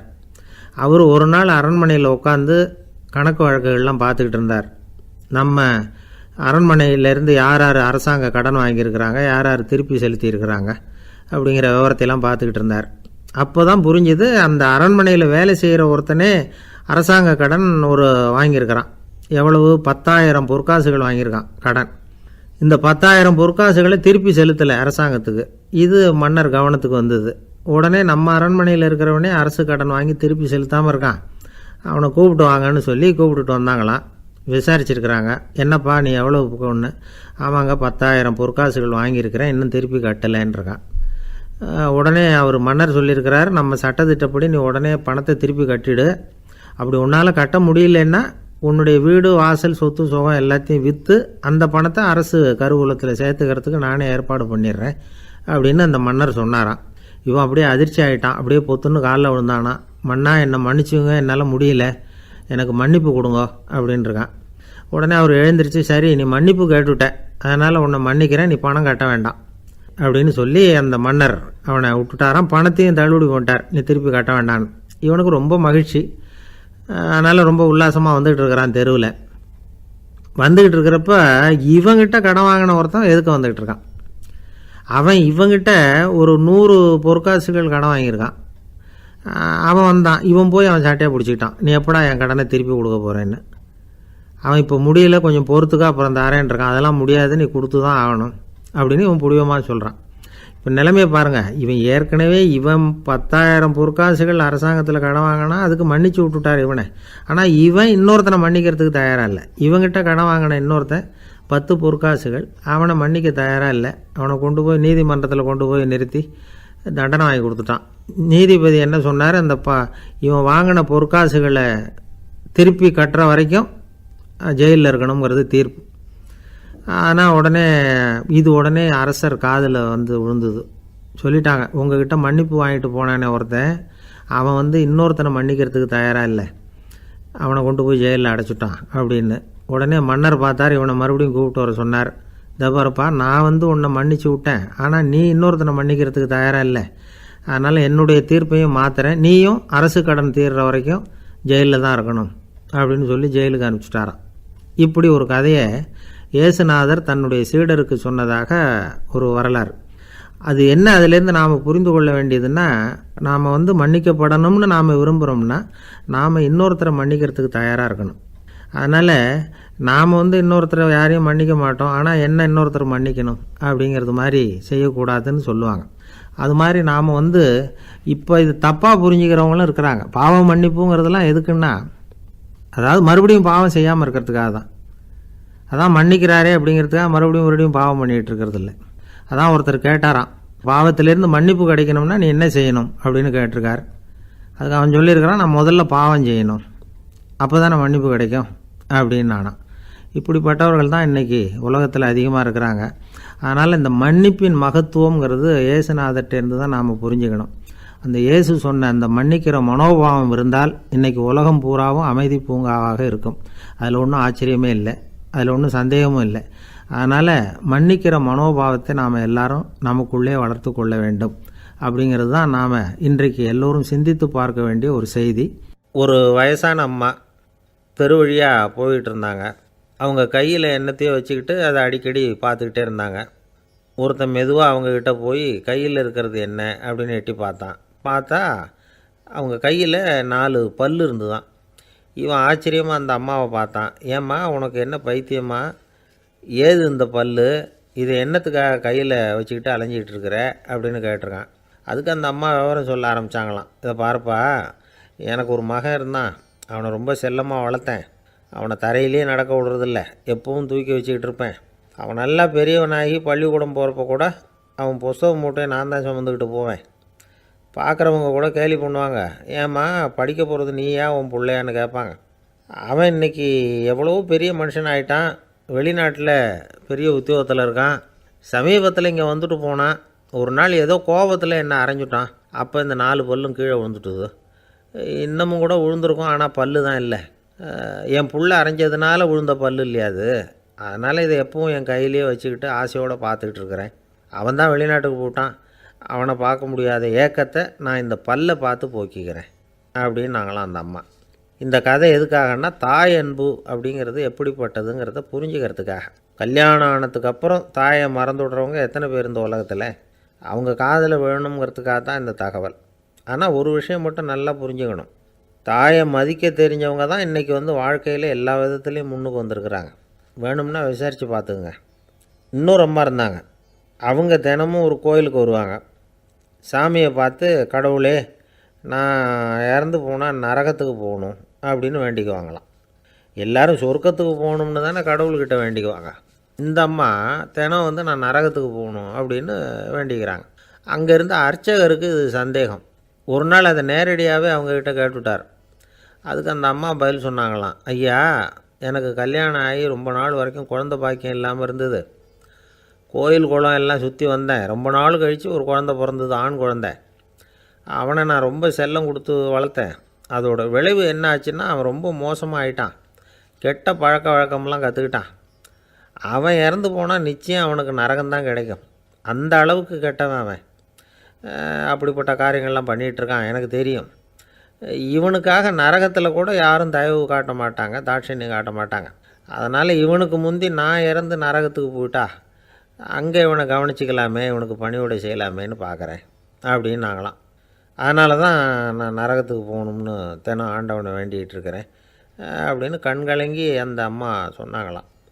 அதுதான் தாய் உள்ளம்ங்கிறது. தாயின் பெருமையை சரியாக உணர்ந்துட்டா அவங்களுக்கு எப்பவும் எந்த கஷ்டமும் வராது. இது ஏதோ உபதேசத்துக்காக சொல்கிற வார்த்தை இல்லை, உண்மையான வார்த்தை. இந்த விவரத்தையெல்லாம் நண்பர் ஒருத்தர்கிட்ட சொல்லிகிட்டு இருந்தேன். அவர் கொஞ்ச நாள் கழித்து என்னை தேடி வந்தார். அவர் கையிலேயும் 4 பல் வச்சுருந்தார். என்னங்க ஆச்சு, ஏதுங்க இந்த பல் அப்படின்னு விசாரித்தோம். உங்கள் உபதேசத்தை கேட்டுவிட்டு இந்த உலகத்தில் எல்லாரையும் தாயாக நினைக்க ஆரம்பிச்சிட்டேன்.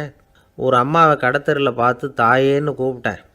அவங்க உடனே பலார்னு என்னை அரைஞ்சிட்டாங்க, பல் விழுந்துட்டுது. அதை தான் பொறுக்கி எடுத்துக்கிட்டு நேராக உங்களை தேடி வந்துக்கிட்டு இருக்கிறேன்னார். தாயேன்னு தானே கூப்பிட்டீங்க, அதுக்கு ஏன் அரைஞ்சாங்க அப்படின்னு கேட்டோம். நான் தாயேன்னு கூப்பிட்டது அவங்க காதில் நாயேன்னு விழுந்துட்டு தான், அதுதான் இப்படி ஆயிட்டுது அப்படின்னார். ஊருக்கு வெளியில் அமைதியான ஒரு இடம், அங்கே ஒரு ஆசிரமம், அங்கே ஒரு சாமியார். அவர் தினமும் நல்ல போதனைகள்லாம் செய்வார். பல பேர் போய் அங்கேயே சில நாள் தங்கி இருந்து அவர் சொல்கிற அறிவுரைகளை எல்லாம் கேட்டுக்கிட்டு வர்றது வழக்கம். ஒரு தடவை அவரை பார்த்துட்டு போகிறதுக்காக 3 வெளியூர் தம்பதிகள் வந்தாங்களாம். அந்த மடத்திலேயே சாப்பிட்டுக்கிட்டு தங்கி இருந்து அவங்களுடைய போதனைகளை கேட்டுக்கிட்டு போகணுங்கிறது அவங்க நோக்கம். காலையில் குளிச்சுட்டு பூஜையில் உட்காந்தார் அந்த சுவாமி. இவங்களும் குளிச்சுட்டு அந்த பூஜையை பார்க்குறதுக்காக அவர் முன்னாடி வந்து உட்காந்தாங்க. பூஜை ஆரம்பமாச்சு. சம்பிரதாயப்படி அது ரொம்ப நேரம் நடந்துக்கிட்டே இருக்குது. இவங்களுக்கு நல்ல பசி இருந்தாலும் இந்த நேரத்தில் அதை எப்படி வெளியில் காட்டிக்கிறது? பேசாமல் இருந்தாங்க. அந்த சுவாமி பூஜையை முடித்தார். அதுக்கப்புறம் பேச ஆரம்பித்தார். பேச்சு அருமையாக தான் இருந்தது, அமிர்தமாக தான் இருந்தது. இருந்தாலும் இவங்களுக்கு இருக்கிற வயிற்று பசி அது சரியாக கவனிக்க விடலை. அந்த சுவாமியே இதை கவனித்ததா தெரியல. இவங்களுக்கு மனசுக்குள்ளே ஒரு எண்ணம், உள்ளே சாப்பாடு தயாராகிட்டு இருக்கும் போல இருக்குது, இந்த பேச்சு முடிஞ்சது நம்மளை உள்ளே அழைச்சிட்டு போய் சாப்பாடு போடுவாங்கன்னு நினைக்கிறோம் அப்படின்னு இவங்களாம் நினச்சிக்கிட்டாங்க. ஆனால் சுவாமி இதை பற்றி எதுவுமே பேசலை, கண்டுக்கலை. ஒரு அம்மாவால் அதுக்கு மேலே சும்மா இருக்க முடியுமா? முடியல. சாப்பாட்டை கவனிக்கலாமா அப்படின்னு சொல்லி மெதுவாக ஆரம்பித்தாங்க. கவனிக்கலாமே அப்படின்னு உள்ளே அழைச்சிட்டு போனார் சுவாமி. இவங்க ரொம்ப அவசரமாக எழுந்திரிச்சு உள்ளே ஓடினாங்க. அங்கே ஒரு மேஜை மேலே ஒரு கிண்ணம் மூடி இருந்தது. இதுதான் சாப்பாட்டு மேஜை போல இருக்குது, இங்கே சாப்பாடு வந்துடும் அப்படின்னு நினச்சாங்க. உடனே போய் சுற்றி உக்காந்துக்கிட்டாங்க. சுவாமி அந்த கிண்ணத்தை எடுத்து அந்த அம்மா கிட்ட கொடுத்தார். அவங்க அதை வாங்கி மூடியை திறந்து பார்க்குறாங்க. உள்ளே ஒரு சாவி இருக்குது. சரிதான், இது சமையலறை சாவி போல் இருக்குது, அங்கே போய் அதை திறந்து சாப்பாட்டை நாமே எடுத்துக்கிட்டு வந்து இங்கே வச்சுக்கிட்டு சாப்பிட்ணும் போல இருக்குது அப்படின்னு நினச்சாங்க. சாவி இருக்கு இல்லையா, வாங்க பூட்டு நிறையா காட்டுறேன் அப்படின்னு சுவாமி அவங்கள அழைச்சிட்டு போனார், காட்டினார். இவங்க அந்த அறையை ரொம்ப ஆவலோடு திறந்தாங்க. உள்ளே பார்த்தா அங்கே அரிசி, பருப்பு, விதவிதமான காய்கறி எல்லாம் இருக்குது. சமையலுக்கு வேண்டிய மிளகாய், எண்ணெய், பால், தயிர், நெய் இப்படி எல்லாமே இருக்குது. அடுப்பு, விறகு, நெருப்பு போட்டி அது கூட அங்கே இருக்குது. சாப்பாடு தயாராக இருக்கும்னு நினச்சிக்கிட்டு போனால் இப்படி இருக்குதே அப்படின்னு சொல்லி அதை பார்த்ததும் ரொம்ப சோர்ந்து போட்டாங்க அவங்க. சுவாமி, என்ன இது சாப்பாடு இல்லையா அப்படின்னாங்க. அதுதான் சாப்பாட்டுக்கு வேண்டிய எல்லாம் இங்கே இருக்குதே, அடுப்பு மூட்டி நீங்கள் தான் அவங்கவுங்க ருசிக்கு தகுந்த மாதிரி சமைச்சிக்கணும். இந்த சன்னியாசிக்கு எப்படி சமைக்க தெரியும் அப்படின்னு கேட்டார் சுவாமி. சாப்பாடு தயாராக இருக்கும்னு நாங்கள் எதிர்பார்த்தோம் அப்படின்னாங்க. நீங்கள் இப்படி சொல்லுவீங்கன்னு நானும் எதிர்பார்த்தேன். இது வரைக்கும் நான் எவ்வளவோ தத்துவம்லாம் எடுத்து சொன்னேன். எல்லாத்தையும் விட இதுதான் அனுபவபூர்வமான தத்துவம். ஆண்டவன் நமக்கு நல்ல மனசை கொடுத்துருக்குறான், நல்ல வாய்ப்புகளையும் தந்திருக்கிறான், அதையெல்லாம் பயன்படுத்திக்கக்கூடிய மூளையையும் சிந்தனையையும் கொடுத்துருக்குறான். அதனால் அடுப்பை தான் நீங்கள் மூட்டணும், அடுப்பை நீங்கள் தான் மூட்டணும், உங்களுக்கு உகந்ததை நீங்கள் தான் சமைச்சு ருசித்து அனுபவிக்கணும். ஆண்டவனே அதை செஞ்சிகிட்டு இருக்க மாட்டான் அப்படின்னாராம் அந்த சுவாமி. நம்முடைய வாழ்க்கையில் பல நல்ல பலன்களை பெறுறதுக்கு நாம் தான் முயற்சி பண்ணணும். அதுக்குரிய சூழ்நிலையை தான் ஆண்டவன் கொடுப்பானே தவிர அதை விளக்கிறதுக்காக தான் அந்த சுவாமி அப்படி செஞ்சு காட்டியிருக்கிறார். இது ஒரு பெரியவர் இப்படி ஒரு விளக்கம் கொடுத்தார். அதுக்கப்புறம் அந்த 3 தம்பதிகளும் தெளிவடைஞ்சுட்டாங்களாம். நாம் தெளிவடைகிறது எப்போங்கிறது தான் தெரியல அப்படின்னு பல பேர் இதை கேட்டுட்டு சொல்லிகிட்டு இருக்கிறாங்க. இந்த கதையை நம்முடைய நண்பர் ஒருத்தர்கிட்ட சொன்னேன். அந்த நண்பர் ரொம்ப சந்தோஷப்பட்டார். நீங்கள் சொல்கிறது கரெக்டு சார், ஆனால் நான் அதை விட ஒரு படி மேலே சார். எனக்கெல்லாம் அரிசி, பருப்பு இருக்கிற ரூம் எதுன்னு கையை காட்டிட்டா போதும், உடனே கிண்ணத்துலேருந்து சாவியை எடுத்து கொடுக்கணுங்கிற அவசியம்லாம் இல்லை எனக்கு. அப்புறம் எப்படி ரூமை திறந்துருவீங்க அப்படின்னு கேட்டேன். பூட்டை உடச்சி திறந்துருவேன், அதுதான் எனக்கு பழக்கம் அப்படிங்கிறார். ஐயா, என்னுடைய நூல் வெளியீட்டு விழாவுக்கு அவசியம் நீங்கள் வரணும் அப்படின்னு கூப்பிட்டார் ஒருத்தர். எப்போ வரணும்னு கேட்டேன். அடுத்த வாரம்னார். சரி, புத்தகம் தயாராகிட்டுதா அப்படின்னேன். நாளைக்கு தான் அச்சிக்க கொடுக்க போகிறேன்னார். என்னங்க இது, புத்தகம் அச்சிடுறதுக்கு முன்னாடியே அழைப்புதழை அச்சடிச்சு விட்டீங்களே அப்படின்னு கேட்டேன். அதனால் என்னங்க, அந்த காலம் மாதிரி அப்போல்லாம் அச்சுக்கலை எவ்வளவோ முன்னேறியாச்சுங்க. Linotype, monotype, phototype, laser இப்படி என்னென்னமோ வந்தாச்சு. இன்றைக்கி கொடுத்தா நாளைக்கே புத்தகம் தயார் அப்படின்னார். இப்படி இந்த அளவுக்கு முன்னேறி இருக்கிற இந்த அச்சுக்கலை ஆரம்பத்தில் எப்படி இருந்தது தெரியுமா? அந்த காலத்தில் காகிதம்னா என்னென்னே தெரியாது, அப்படி ஒன்று கண்டுபிடிக்கப்படவே இல்லை.